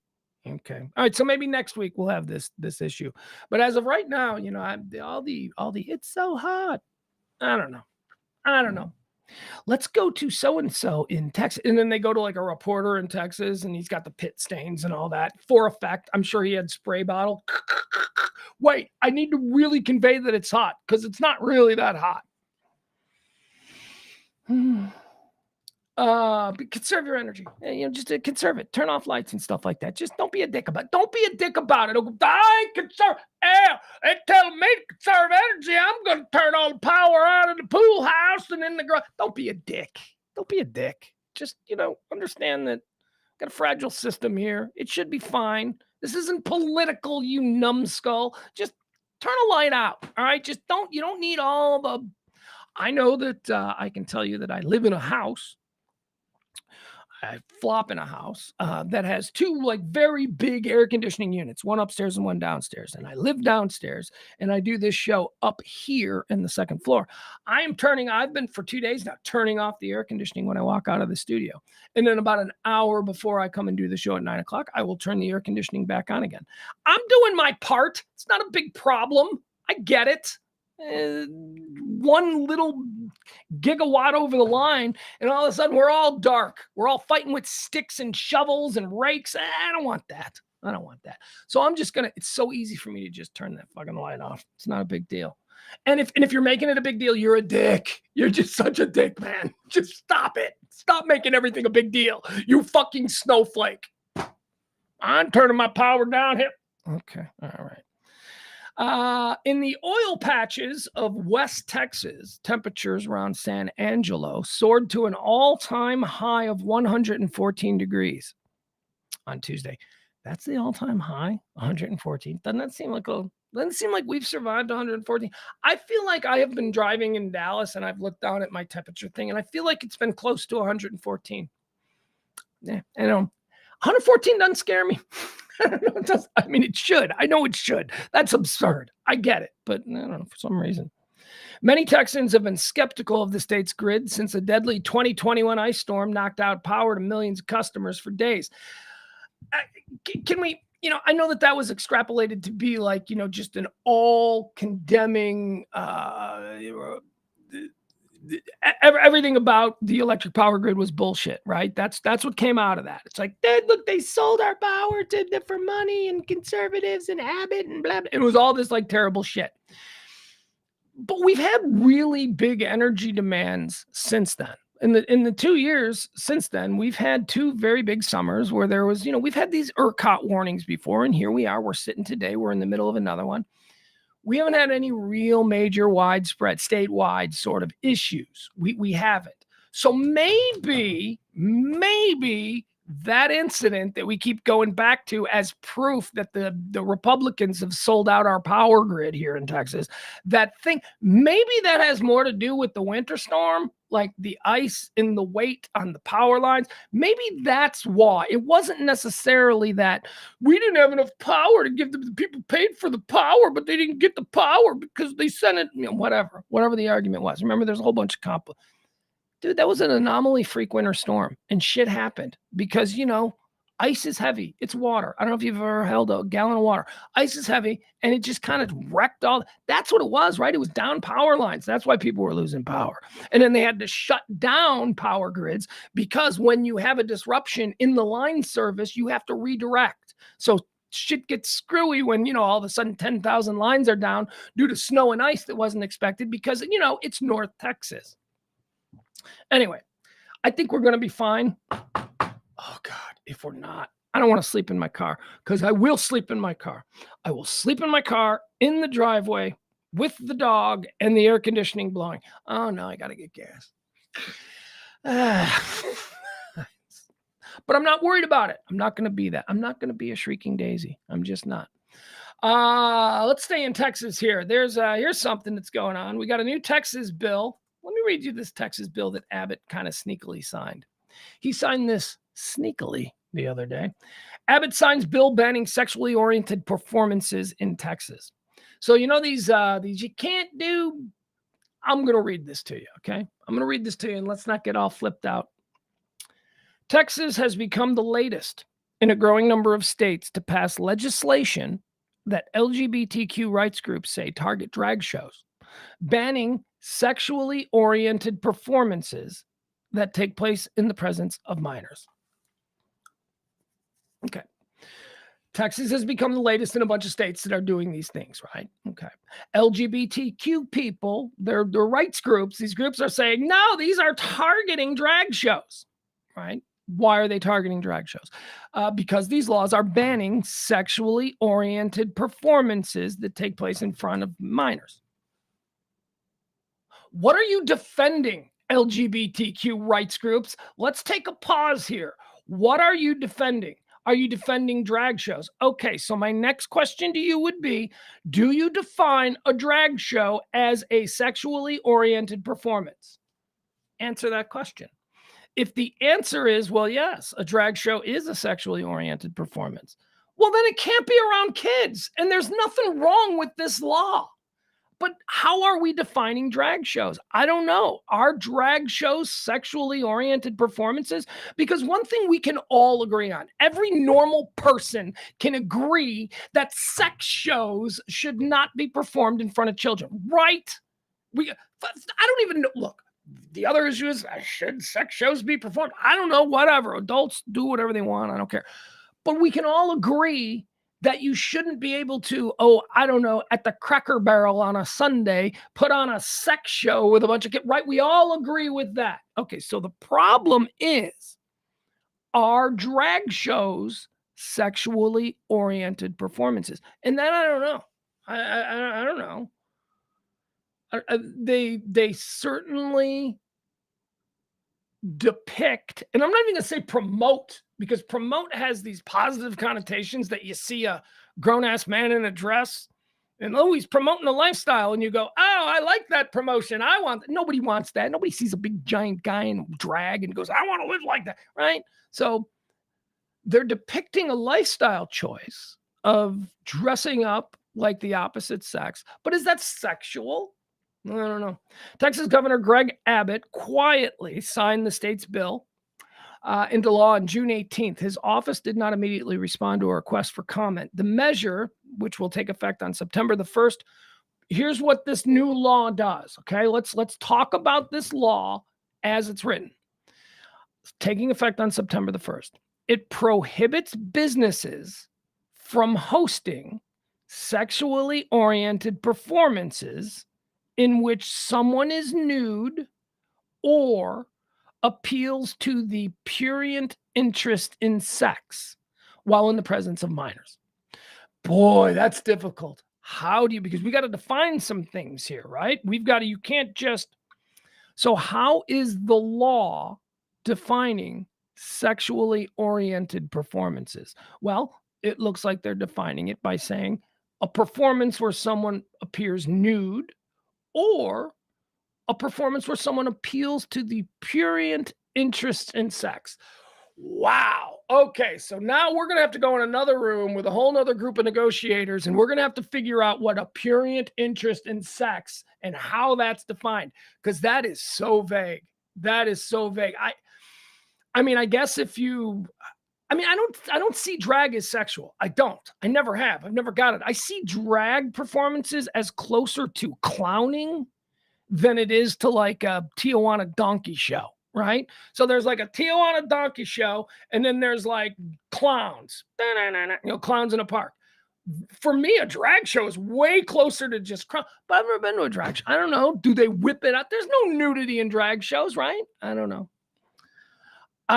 But if people believe that all of these debauched things are happening at drag shows, like what is the average person who wants to ban drag shows? What do they think is happening? Like when they imagine what's going on, like I wonder what they imagine. And then if I'm being honest, I have to imagine what really happens because I've never been. But anyway, this law, a bill that now exists in Texas that forbids business owners from putting on sexually explicit performances in front of minors. It's a good law. It's a good law. I'm sorry that we have to have it. It's embarrassing that we have to write that down, but somebody finally wrote it down, and that is absolutely fine. It's like the Florida law. It's like the Florida law that DeSantis has been demonized over. The Florida law that says you shouldn't be teaching kids under the 4th grade about sex. Sex education is not for kids under 4. disagrees with that? That makes sense. But political opponents take that law and then they frame it differently, and they go on Joy Reid on MSNBC and they present it as something completely different than really what it is. It's a stupid law. Like, it's another one of those, we shouldn't even have to say it. You imagine you got to tell teachers, okay, I know you got a second grade class coming in here, but let's not talk about condoms with them, okay? What? Who would do that? Yeah, Texas bill. There is some news here in the Trump case. The often indicted Donald Trump. The case has been moved out of Miami. It's been moved to Fort Pierce, Florida. For what reason? I don't know. Actually, I do know. How crazy is this? It's being moved out of Miami and it's being moved to a judicial jurisdiction that is more convenient for the judge. The judge lives closer. That's fine. That's fine. It's not a problem. It's good to be the judge. The judge can do these things. All right, so if I got to hear this, instead of me having to drive an hour and a half into Miami every day, how about we just move it over here to Fort Pierce and I can drive and be at work in 20 minutes? Not a problem. They're not moving it because of the fix is in or whatever. No, they're just moving it because the judge lives closer to this new location, and that makes perfect sense to me. No need to be a dick. Biden in China. So Blinken, Secretary of State Blinken, was over in China the other day, trying to make nice with those people. Trying to make nice with them people. They're trouble. I don't know what their deal is. I'm gonna have to work out my take on China. I don't know what my take is on China. I know what my take is on Russia. I know what my take is on North Korea, and I know what my take is on Saudi Arabia. I know my take on our primary enemies. Haven't really considered China. It's very complicated. Whew. So Biden, just like hours after Blinken comes back from China, Biden goes on stage and starts like blasting Xi Jinping. Biden was at a fundraiser in California and he got up on stage and he called Ping a dictator and blah, blah, blah, blah, blah. And then China responded with basically, and this is, I don't speak Chinese, but I can read the translation. China basically responded with, dude, what the hell? We just had a nice meeting and now you're on stage calling Ping a dictator? So, I don't know. Why did I play that? You're right. I don't know. I have no right to play that. He might be playing. Remember when Trump would do like something fucking really stupid and his defenders were like, he's playing 3D chess. All right. Let's plop that old one out there again. When Trump was not giving back the documents to the Department of Justice, and they're like, "We're gonna get a grand jury if you won't give those to," his defenders were, he's playing 3D chess. Okay. Dallas Police Department has made some news today. Look at this. We got a lot of look, these are legitimately trending stories. I didn't just go and cherry pick some local stories. God, when this show is done, we're gonna have. So we've done the Texas bill. We've done ERCOT. Did we have another one? No, we've got Dallas PD. So Dallas PD has made a change. Okay. The change to Dallas PD is don't call them. Dallas PD is like, man, whatever nonsense you idiots are into, don't call us anymore. Just go online, fill it out. If you've been involved in a traffic accident where the vehicles are movable and continue to run. If somebody stole your laptop out of your car, if somebody stole your car, if it's any kind of a theft, is it $2,500 or less? You know what? I'll just read it to you. The Dallas Police Department will soon mandate that residents report a slew of low priority calls online instead of by calling 911 in hopes of freeing more officers for serious crimes. The requirements effective July 3rd comes as police response times continue to climb, challenging the department as staffing shortages worsen and calls for services increase. Mandatory online reporting aims to reduce the time it takes police to reach high priority calls, as well as lessen officers' workloads, Chief Eddie Garcia said on Tuesday. We have to think about our men and women and the stress that they're under and the constant calls, Garcia said during a news conference. We have to make the working conditions of our men and women better and at the same time, not sacrifice the service for our community. And I think this achieves that. Officers won't physically respond to an address to take part of certain calls. These calls include minor accidents with no injuries when the vehicles are operable, motor vehicle burglaries, credit or debit card abuse, harassing calls or texts unrelated to family violence, identity theft, reckless damage, graffiti, burglary, loss of property, theft, and shoplifting under $2,500. Now, this is interesting. For all you young shoplifters out there, $2,500. So unless you're stealing, flat screens, and I don't know how you're doing that, but if you're going into a Best Buy and you steal something and you get caught, you can just leave. Just leave, because they're going to say they're calling the police, but the police ain't coming, because if it's under $2,500, now you got to fill that out online and it'll be adjudicated in court. You don't need to worry about police. How about that? How about that? Stores, all you got to do is fight store security. And there's store security, right? You got to be worried about cops, real cops with the badge of the county and all that kind of stuff. Real cops are the ones you're worried about. They ain't coming. They ain't coming. You walk into a store, you steal something, and they're like, you just wait here. We're calling the cops. You'd be like, I'm not going to wait here. You ain't calling the cops because the cops ain't coming anymore. I don't think this is an altogether terrible law. I think the perfect world scenario is that we all behave ourselves and we don't need cops for all these nonsensical calls. Or I guess we could also go, hey, let's raise taxes and hire more cops and have more police on. That's an option. Or we can be smart about this. They're absolutely right. Somebody breaks into your car. You don't need cops to come by. You don't need 2 police cars. You know what? How about this? Hey, Chief Eddie Garcia, I got an idea on how you can maybe keep more police available. How about this? How about every time a cop pulls somebody over, like let's say you get pulled over for not wearing your seatbelt. You're driving on the road, you say, oh, crepes, here we go. Here's a cop. I'm getting pulled over. Oh, look at me. I forgot my seatbelt. That must be what this is about. Pull over, wait for the cop. How about this, police? Every time I'm pulled over by a cop, how about stopping the other 10 cops who are working that night from just swinging by and checking in on the action? Don't tell me cops are busy. Every time you see someone pulled over for something, there's like 4 other cops that just show up to hang out. What are they checking out to see if she's hot or not? Well, what is that about? But back to this story. This is actually kind of a good thing. I think that stupid, meaningless charges, as long as we've only got, X amount of officers available on any given shift, and there are going to be times when somebody calls panicked and they need a cop there, let's make sure that the cops can be there for the times when the people actually need it, and not because Jerome stole my laptop. They don't need to be dealing with that. Maybe this would be a good place for our, social workers, our community social workers. Maybe they could come on out and they could handle with, Jerome and Kiki, and they're fighting over the missing laptop that, I left it here and now it's gone. They can handle that. The social workers might be able to do that. And this is not the last story about Dallas, Texas that we're going to be doing today, but there you go. There is a big psychedelics conference. We've been talking a lot about psilocybin and ayahuasca and, all this sort of newfound, I'm not going to say an embrace, but a newfound acknowledgement of psychedelics.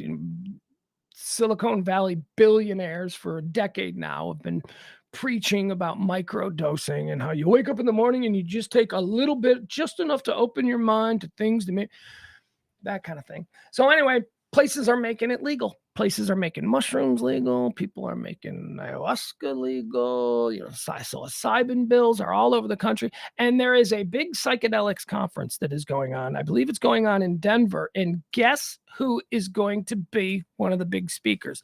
I got some big speakers here too. This is a good get. Aaron Rodgers, ladies and gentlemen. That's right. Your quarterback of the New York Jets is going to be a keynote speaker at the Psychedelics Conference being held in Denver, Colorado. Here's the story. Denver, Colorado, months after Colorado voters decided to join Oregon in decriminalizing psychedelic mushrooms, Denver is hosting a conference this week put on by a psychedelics advocacy group, bringing together an unlikely cohort of speakers including an NFL star, a former Republican governor, and a rapper. The conference and the thousands attending is an indication of the creep or perhaps leap of cultural acceptance for psychedelic substances that proponents, fans of, proponents say may offer benefits for things like post-traumatic stress disorder and alcoholism. That's a big one. That is a really big one. And there was some undeniable strides in PTSD treatments that have been made by treating people with mushrooms and psychedelics and these kinds of things. Dudes who have seen the shit, dudes who have been there, they have found that with psychedelic therapy, they are able to understand more. And that's what PTSD is. PTSD isn't a voluntary muscular reaction to things. It's a psychological situation. So as I always say, we are very good. Humanity has been incredible, at least as I sit here in 2023.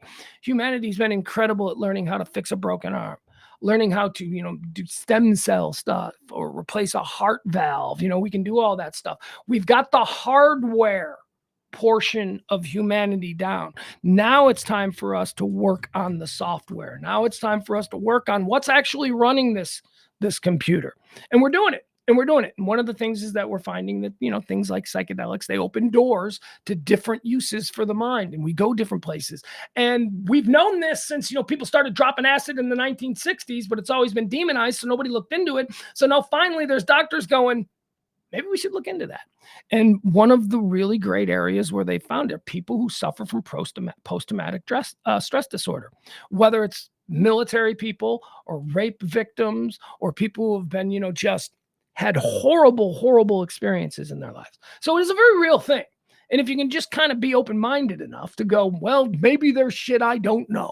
Maybe just because I think it's a bunch of LSD weirdos. No, don't let the branding of the 1960s and 70s acid head ruin you about this. Those are people who are taking giant doses and going, hey, man. No, we're talking about using this like a medicine, figuring out exactly what it does. Acid, you're at a Dead concert in 69. That's basically you're kicking the doors down in your brain. You're just kicking them down.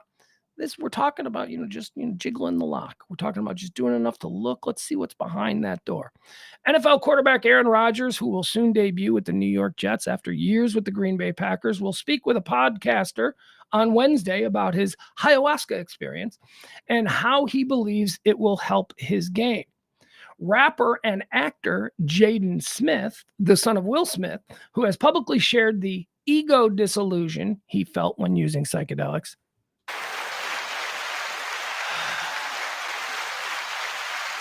I'm a big fan of ego work. I think that if, people want to, I don't need to go to therapy. Yeah, you do. First of all, every human being needs to go to therapy because therapy is just about giving you tools.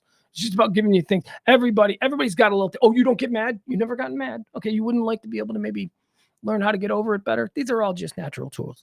But when people do go into therapy, and unless you're treating something very specific, might I suggest something for you? Ego work. Just find a therapist who works specifically on ego. Jaden Smith loves his psychedelics because ego disillusionment ego disillusion is a very important thing that we need to. First of all, I don't want to go into my ego talk. I can talk about my ego. And by the way, ego is not, look at how handsome I am. I know that's what everybody thinks. Oh my God, he's got a big ego, because that's how it's most familiarly used. But that's not what the ego is. The ego is everything. The ego is the way you react, the way you see, the way you... Anyway, ego work, very important. So look at this. I wonder Jaden Smith, the son of Will Smith and Jada Pinkett, I wonder if that kid had an ego that needed chopping down a little. I bet it did. All right, so that's who you got. You got Jaden Smith, you got Aaron Rodgers, and then you also have, are you ready for this one? Guess who's speaking at the Psychedelics Conference? Former Texas Governor Rick Perry. Rick Perry. So here's your guys up on stage speaking and advocating for more research with psychedelics. You got Aaron Rodgers. That's funny because, it's like you don't want your quarterback to be tripping balls, but whatever. You got Aaron Rodgers. You got Jaden Smith and Rick Perry. Governor Corvette. You got Governor Corvette up there on stage. There you go. Anyway, this is happening this week. So there you go. I've not done anything like that in probably 30 years, right? So I mean, it's like not, but it's certainly not anything that if I was in the proper environment around people who were, being serious and we weren't just let's get fucked up here, eat these, I have no interest in that. But like possibly with like a therapist or somebody like that, yeah, man, I would look very forward to doing some ayahuasca or some mushrooms or something. But honestly, at this stage of my life, it is completely for therapeutic reasons. It's coming. It's coming. It's that slippery slope.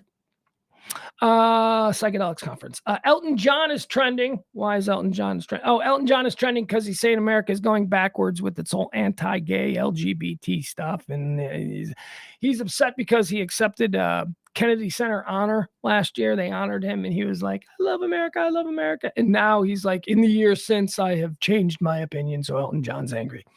Ryan Murphy is trending. Ryan Murphy's been trending for a good 24 hours. Here's why. Ryan Murphy is the TV producer, TV creator, showrunner, one of the most successful TV creator and showrunners of the past 20 years. He first popped onto my scene, my radar, I should say, I don't know, 20 years ago now with Nip Tuck. Do you remember the show Nip Tuck on FX? That show was so different from every other show that was on television at the time. I made it a point to go, who is the guy who is creating this and who is writing this dialogue? Because this guy is doing something. And it was Ryan Murphy. Ryan Murphy would go on to do the American Horror Story anthology. He created Glee for Fox TV.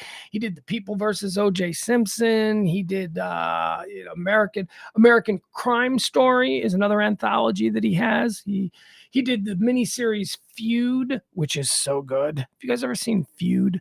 Feud is like a 5-part miniseries about the making of the film Whatever Happened to Baby Jane, starring Betty Davis and who's the No Wire Hangers lady? Joan Crawford.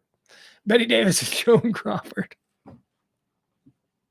It's fascinating. It's awesome. It's like Susan Sarandon and I think Jessica Lange playing Joan, but they hated each other. They like made this movie together and they absolutely hated each other. Feud. It's really good. Really enjoyable. I love Feud. Ryan Murphy trending. Ryan Murphy signed a $300 million deal with Netflix 5 years ago. $300 million 5 years ago. Netflix said, make your movies and make your shows exclusively for us. So he went over to Netflix. He had a bunch of bombs, a bunch of like really stupid stuff that nobody saw. And then he had some hits. He had The Watcher. The Watcher was a very big hit last year for him. That was great. He did the Dahmer series, which I thought was terrible, stupid porn, but people liked it and it was a hit. So, you can't say it's not a hit. So he had this great deal with Netflix. Ryan Murphy, he's over there. He's cranking out stuff. And nope, not anymore, because he is jumping across town. He is now signing. When his deal lapses with Netflix, I believe at the end of the month, he will be going across the street. I don't know if that's figuratively. I don't know where they're located on a map. He will be going to Disney. He will be Ryan Murphy and all of those. Here's what I don't get, though. I mean, Ryan Murphy doesn't seem to be Disney type, guy. I know he did Glee, and Glee is very Disney, but he also did the American Horror Story stuff, and that stuff is not Disney. So there's Ryan Murphy. Ryan Murphy is going over to Disney. Best restaurant list. All right, this is fun. There's a list of the best restaurants in the world that was released, and I'm calling bullshit on this list because the 50 best restaurants in the world. All right, here's what I'm calling bullshit on this. 50 best restaurants in the world. There's only one in the top 50 that is in the United States of America, and it's in New York. And it's like number 30 or something. It's not. Here's what I'm calling bullshit on this list. This list has the 50 best restaurants in the world. 4 of the 50 best restaurants, including the number 1 best restaurant in the world, is in Lima, Peru. Lima, Peru is suddenly the culinary epicenter of the world. I don't think so. I'll call bullshit on that. All right, what do we got? Number 1 Best restaurant in the world is a place called Central in Lima. Number 2 is a place called Disfrutar in Barcelona. Yeah, that's how I pronounce Barcelona. I pronounce it Barcelona. Number 3 is Deverso, and that's in Madrid, Spain. Number 4 is a place called Azador. And you guys, I don't know where this place is. It's pronounced, or it's spelt, capital A, because it's the name of the place this restaurant is. Capital A, T, X, Ondo. ATX Ondo. O-N-D-O. A-T-X-O-N-D-O. Where is that? That's number 5. No idea where that is. And then the 5th best restaurant in the world is Alchemist in Copenhagen. There you have it. And then 6th is another one in Lima. Peru. All right. I just think it's a bullshit list. I was going to go through the best restaurant. I was thinking there'd be a bunch of them in America. I went through all 50 and I'm like, why the fuck are all these places in Lima, Peru? What kind of list is this? Most expensive house in America is on sale right now in Bel Air, California, $250 million. I don't know if you're interested in that. Maybe you want to go through the couch cushions. See if $250 million, this house, former home of Conrad Hilton of the Hilton hotel chain, $250 million. So if you're interested, there's a $250 million. I could show you the pictures, but I'm like, why? What's the point of that? Jay Johnston is trending. Okay, this is funny. This is fun. I don't know what to make of this. So, do you guys know who Jay Johnson is? Jay Johnson is a.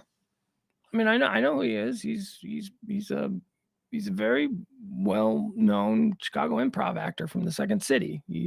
He's one of the Second City guys of the past 30 years or so that have gone on to Hollywood and done a whole bunch of supporting roles and things. Never became the big star. Not everybody can be, Bill Murray, but he's done other things. But he's recognizable. Mr. Show. He was a regular. He was one of the cast members of Mr. Show. Jay Johnson. Most recently, he's one of the stars of Bob's Burgers. He does a bunch of voices on Bob's Burgers. He does all this stuff. Here, I'm going to show him to you. You know who he is. The Sarah Silverman Show. Do you remember the Sarah Silverman Show from a couple of years ago? And her sister, Sarah Silverman's sister, was on it. Well, Jay Johnson played her sister's boyfriend, the cop, the really straight kind of square cop. And that's what he did. He played that character a lot. He played the mustache cop with the mirrored sunglasses who was very straight. I'll show him to you. You'll recognize him. He's a funny guy. Here we go. This guy right here. Okay. Oh, for fuck's sake. Yeah. It won't let me scroll because, got to do a million fucking pop-ups. Hollywood Reporter.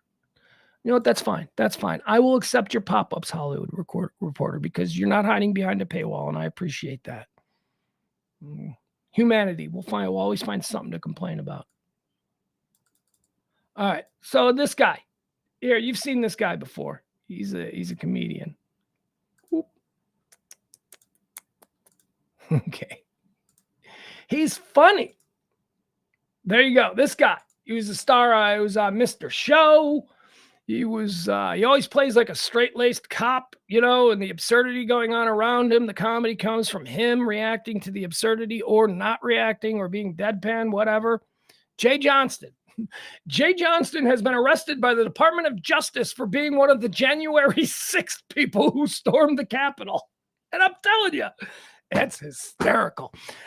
He was arrested the other day. Bob's Burgers star Jay Johnson charged by Department of Justice for storming the U.S. Capitol on January 6th. Johnson, who has also appeared on Mr. Show and the Sarah Silverman program, was arrested in Los Angeles on Wednesday afternoon. So that was happening now. Jay Johnson, a stalwart of Hollywood's alternative comedy scene, best known for his work on HBO's Mr. Show and for voicing a pizza owner on Fox's Bob's Burgers, has been arrested by the FBI for his alleged participation in the January 6, 2021 riots. Johnson was charged by the Department of Justice in connection to his presence at the Capitol per a copy of the criminal complaint. Charges include civil disorder, entering or remaining in a restricted building or grounds, disorderly or disruptive conduct in a restricted building or grounds, and impeding passage through the Capitol grounds of buildings. I don't know what that means. Let's see. Johnson, 54, was pictured in a pair of photos in the weeks after the Capitol riot, in tweets from the FBI's main account. So the FBI had a picture of him, and they put it out on their main, hey, we're looking for these guys. And a whole bunch of people went, that's the dude from Mr. Show. Several responses identified the man in the photos wearing a camouflage jacket as Johnson. All right, so here, we got the pictures of him. Let me show you the pictures of him actually from the crowd. These are the pictures that they circulated. This guy's really funny, too. He's really funny. In a really weird deadpan kind of. All right, so here you go. That's him there in the crowd on January 6th.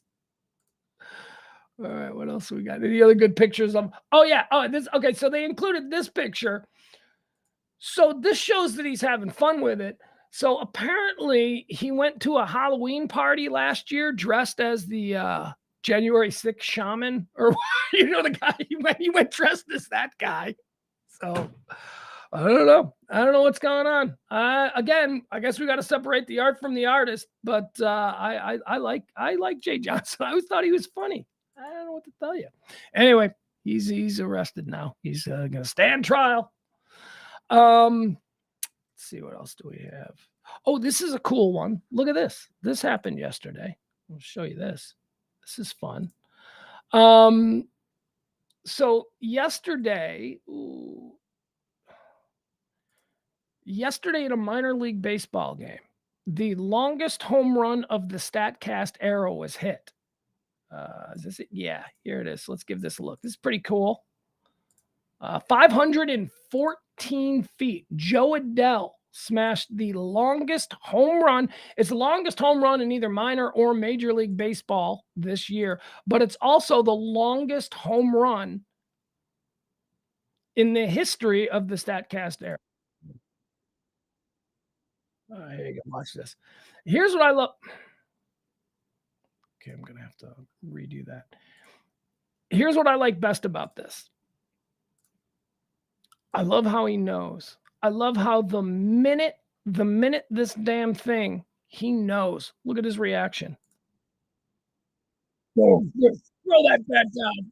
I love that pimp. Look at that. Boom. Yeah.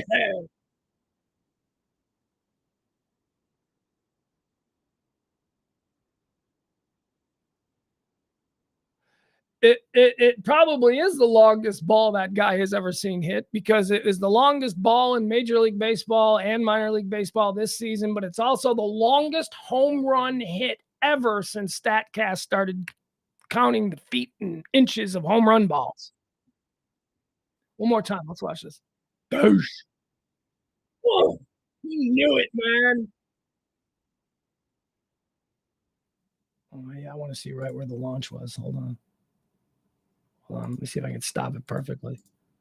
Yeah, that's meat right over the plate. Yep. Beautiful.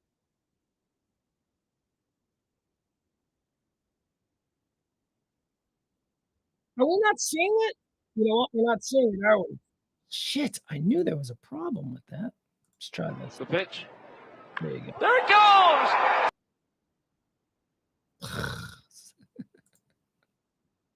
It's a 3-run 3-0 pitch, and we are tied at 11. Come on, Joe, that ball has babies. Come on, Joe, that ball has babies. All right, here we go. The pitch. There it goes! Deep to left center. It's up there, and it's long gone. That may be the longest ball I've ever seen hit. It's a 3-run blast on a 3-0 pitch, and we are tied at 11. Come on, Joe, that ball has babies. His 20th Not that I've ever hit a 500-foot home run, but what I'm saying is when you know you disconnected when you just got all of it. The minute you feel it, you know it's gone. You don't even have to look. And that's what he did. He was like, yep, that's the longest ball I've ever hit, 514 feet. All right. Now, I promised you, as we are running out of time here on today's show, I promised you that there were more stories about Dallas, and I also promised that I would talk about something that is trending. And you know me. Actually, you know what? Let's do. Nah, never mind. We'll move forward on this one. We'll just go with this one. So everyone knows I'm a big baseball fan. I'm an old baseball nerd. I have two teams. I've got my Chicago White Sox, who I love, and then I've got my St. Louis Cardinals, who I love because they're my National League team and they hate the Cubs, and so I love my Cardinals. Now you can imagine my newfound love, I say, dating back to about the early 2000s. So it's a good 20 years now. God, I'm old. So it's good 20 years now, my newfound love has been the Texas Rangers. I've been a big fan of them for years, so it was tested, certainly, when the Rangers and the Cardinals played in the World Series. I know that was heartbreaking for everybody, but for some of us, it was all right. I mean, I wanted the Rangers to win. I really did. The Cardinals have won a whole bunch of Worlds. So anyway, we'll move on. I wanted the Rangers to win, but I was okay with it because, they're my National League team. So the Rangers are playing my White Sox, and this particular season, I am very angry at my White Sox. This is year 4 now of a rebuild. Things were looking great in year 2 of the rebuild, and then everything started to fall apart with Tony La Russa. So anyway, we're very upset as White Sox fans. We're angry. However, I have this added bonus of being here in Texas, in Dallas, and I think I've been pretty consistent since spring training. Don't sleep on the Rangers. As a matter of fact, I said that last year. I'm like, they are doing. Look, I'm coming from watching a team. And by the way, my White Sox team, I have them under the microscope every single day. I got Google alerts. I know everything that team is doing. I have been watching this rebuild. And now I come over here and I watch what the Texas Rangers have been doing over the last couple of years. And I'm like, guys, the Rangers know what they're doing. The White Sox do not know what they're doing with this rebuild. The Rangers know what they're doing. So I've been saying pretty consistently for over a year and a half now, since I went to a couple of Ranger games last year, don't sleep on the Rangers. They're a fun team, man. They're a fun team, and most importantly, they're a likable team. They're a likable team. And my White Sox are not a likable team. My White Sox are a bunch of guys who were 3 years ago, they told all of us that they were all going to be first ballot Hall of Famers, and now half of them are struggling to hit 260. And it's like, you know what? So the mood is bad. So the Rangers are playing the White Sox. Rangers are crushing it. They're in first place. Look, I know a very dangerous division, so I'm not, that's actually good. The Rangers are in first place in a really dangerous division. The White Sox are like in 3rd or 4th place in what is easily the worst division in baseball. So, F us. I'm just so much talent being wasted. Don't even get me started. So I've been watching all the games at night. I've been watching them. I record the games and then I watch them after the 9:00 show. So this week I'm enjoying watching my Texas Rangers play my Chicago White Sox in Chicago. Last night's game was marred in controversy. Let's put it that way. The White Sox tied the game on an Elvis Andrus. He stretched. There was a play at the plate. Okay. Elvis Andrus is the go-ahead run. It's tied up 6-6. Elvis Andrus crosses home plate. He's dead to rights. They got him. He's out. I mean, you could look. So, they're looking at the review, whatever. He's out. He's called out in real time. He is out. End of the inning. Rangers coming up to bat. It is 6-6. However, Pedro, the White Sox bench coach, he immediately called for a review. Don't know why he called for a review. Actually, I don't know why he wouldn't call for a review. Why not? It doesn't hurt you at this point in the game. So he calls for a review. And I'm sitting here watching this game, and I'm getting ready to start fast forwarding because I'm like, this is bullshit. This is just perfunctory. We don't need to go through this. Let's go. Come on. It's a tie ball game, fresh ball game. We got 2 innings left. Let's go through this.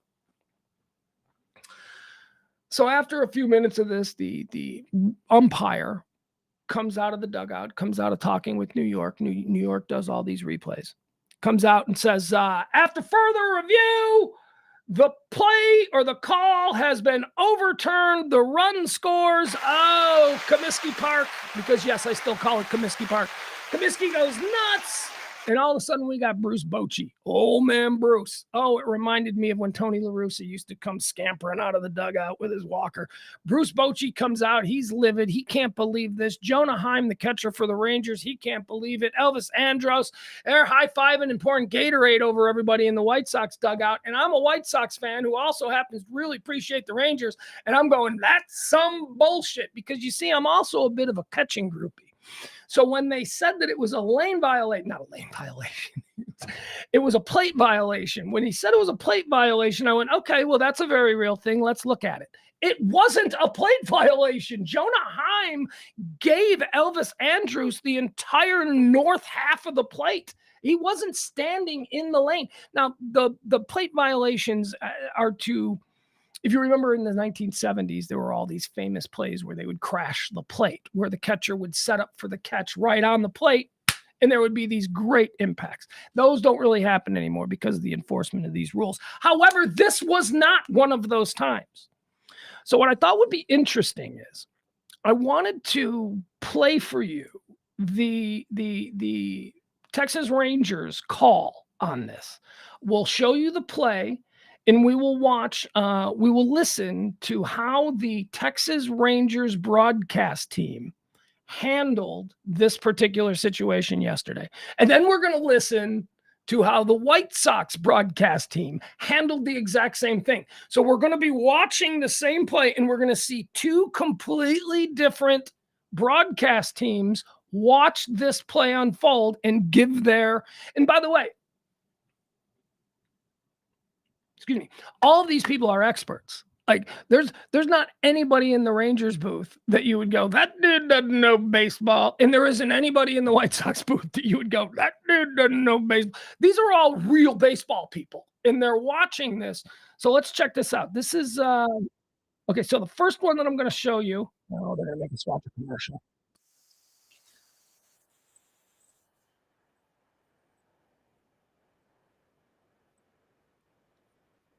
Hold on a second.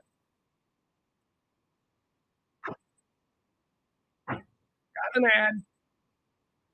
That's all right. 10 seconds left in this ad. No option to skip it.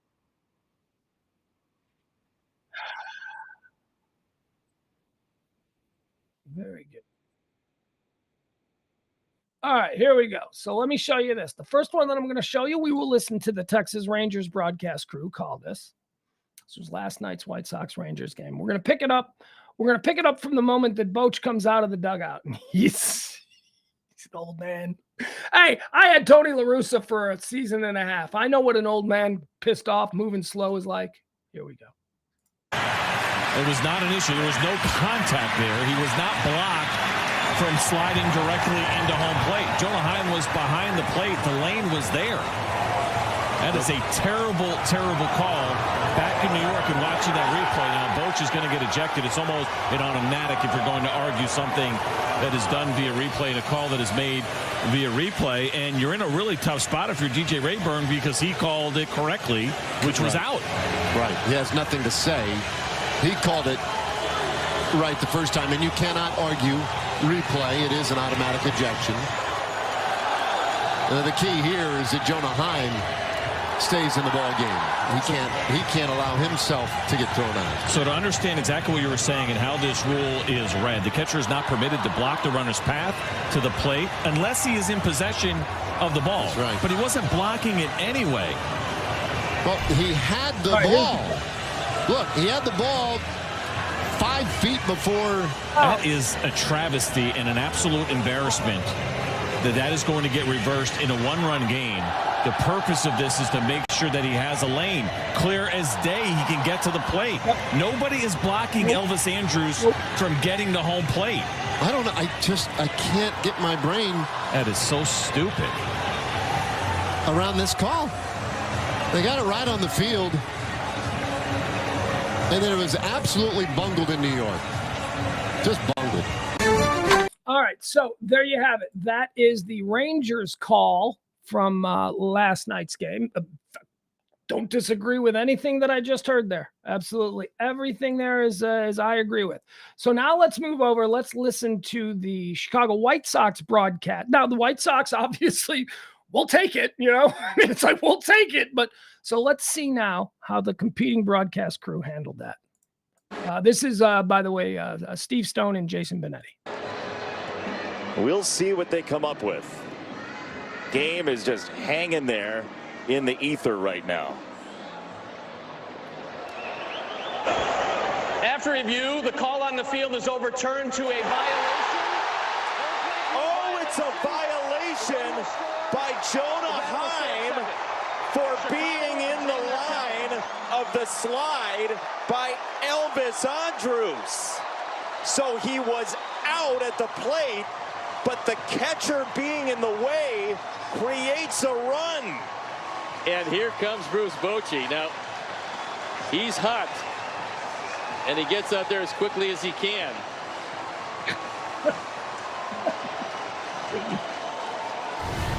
And he just got rung.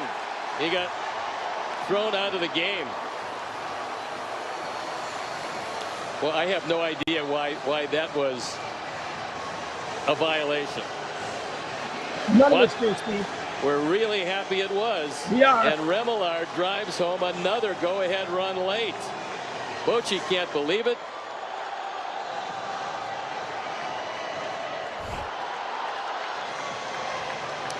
Jonah Heim's pleading his case. But replay's the one that made the call. You have to give the runner the lane to the plate, and evidently Jonah Heim did not. This will be talked about for a long while.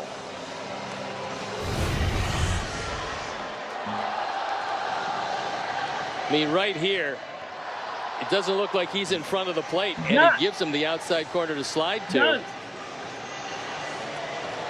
That was textbook. That was perfect. I think it's a great break for the Sox. However, doesn't look to me like he impeded anything.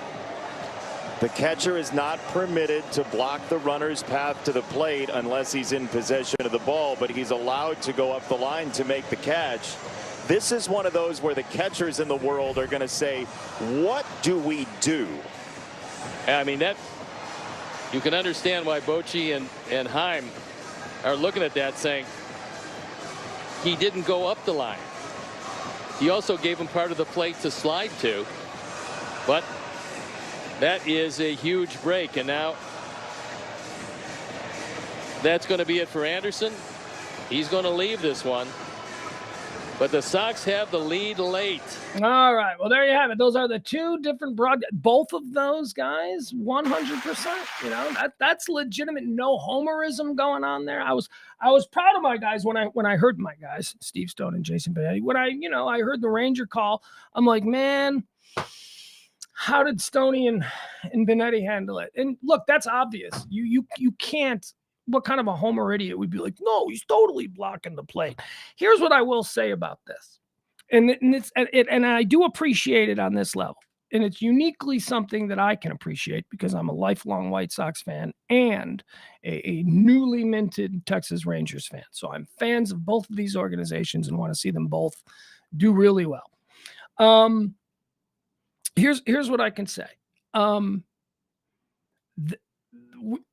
There is a history. You realize there is a history between these two teams. Now, they don't play in the same division anymore. We used to play in the old American League West. And the Texas Rangers and the Chicago White Sox in the 1980s, the early 1980s, in the mid 1980s, they were at each other's throats for a good 6 seasons. Doug Rader, I remember Doug Rader, manager of the Texas Rangers. He coined the phrase winning ugly, which became the 1983 White Sox mantra that we are winning. Yeah, we're winning ugly. Yeah, we're winning. You can stop it winning. Yeah, it's ugly, but we're winning. So, I mean, there has been this, and then there's the famous Robin Ventura and Nolan Ryan fight for a couple of years ago for two teams that are not natural geographic rivals. There has been, over the years, a number of incidents between the Texas Rangers and the Chicago White Sox that I am now fully appreciating as a fan of both. And I'm looking at this and I'm thinking, Could this be the start? I mean, they've got one more game left today. I think the Texas Rangers are going to put 10 on the board today and probably just wipe the Sox off the field, because that's the problem with the White Sox. See, the Texas Rangers actually think they're a good team who wants to go out and win every day. The White Sox, they go, hey, we won last night. We're great. Like everyone said we were great. And then they lose by 12 runs. And it's like, you fucking guys. The final thing that I want to say about this whole scenario, this whole Texas Rangers, Chicago White Sox scenario. Oops, sorry about that. Oh, that was a noise. Why is this popping noise happening? There we go. Let's just look at this from 30,000 feet. Let's just look at this from the perspective of somebody who likes the Rangers and the White Sox. Good for Elvis. Good for Elvis Andrus, right? I mean, it's nice to see. Look, here's what's nice to see about it. Elvis Andrus, in 2 short seasons, has become beloved on the south side of Chicago. He's one of these favorite. He's a little moppet. He's high energy. Everybody's seen.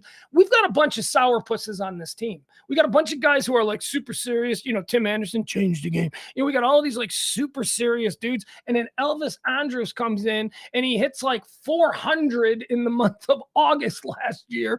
And it's like, oh, we got a spark plug. Now, Elvis has been struggling. Elvis has not been super great so far this year. As a matter of fact, we're like, God damn, he's showing his age. Not last night, not against his old team, the Texas Rangers. Elvis went off. Elvis hit a home run. Elvis stole a base. Elvis scored the controversial winning run. So, we can all admit, even Texas Rangers fans that I know, they love Elvis. Elvis is still a good guy.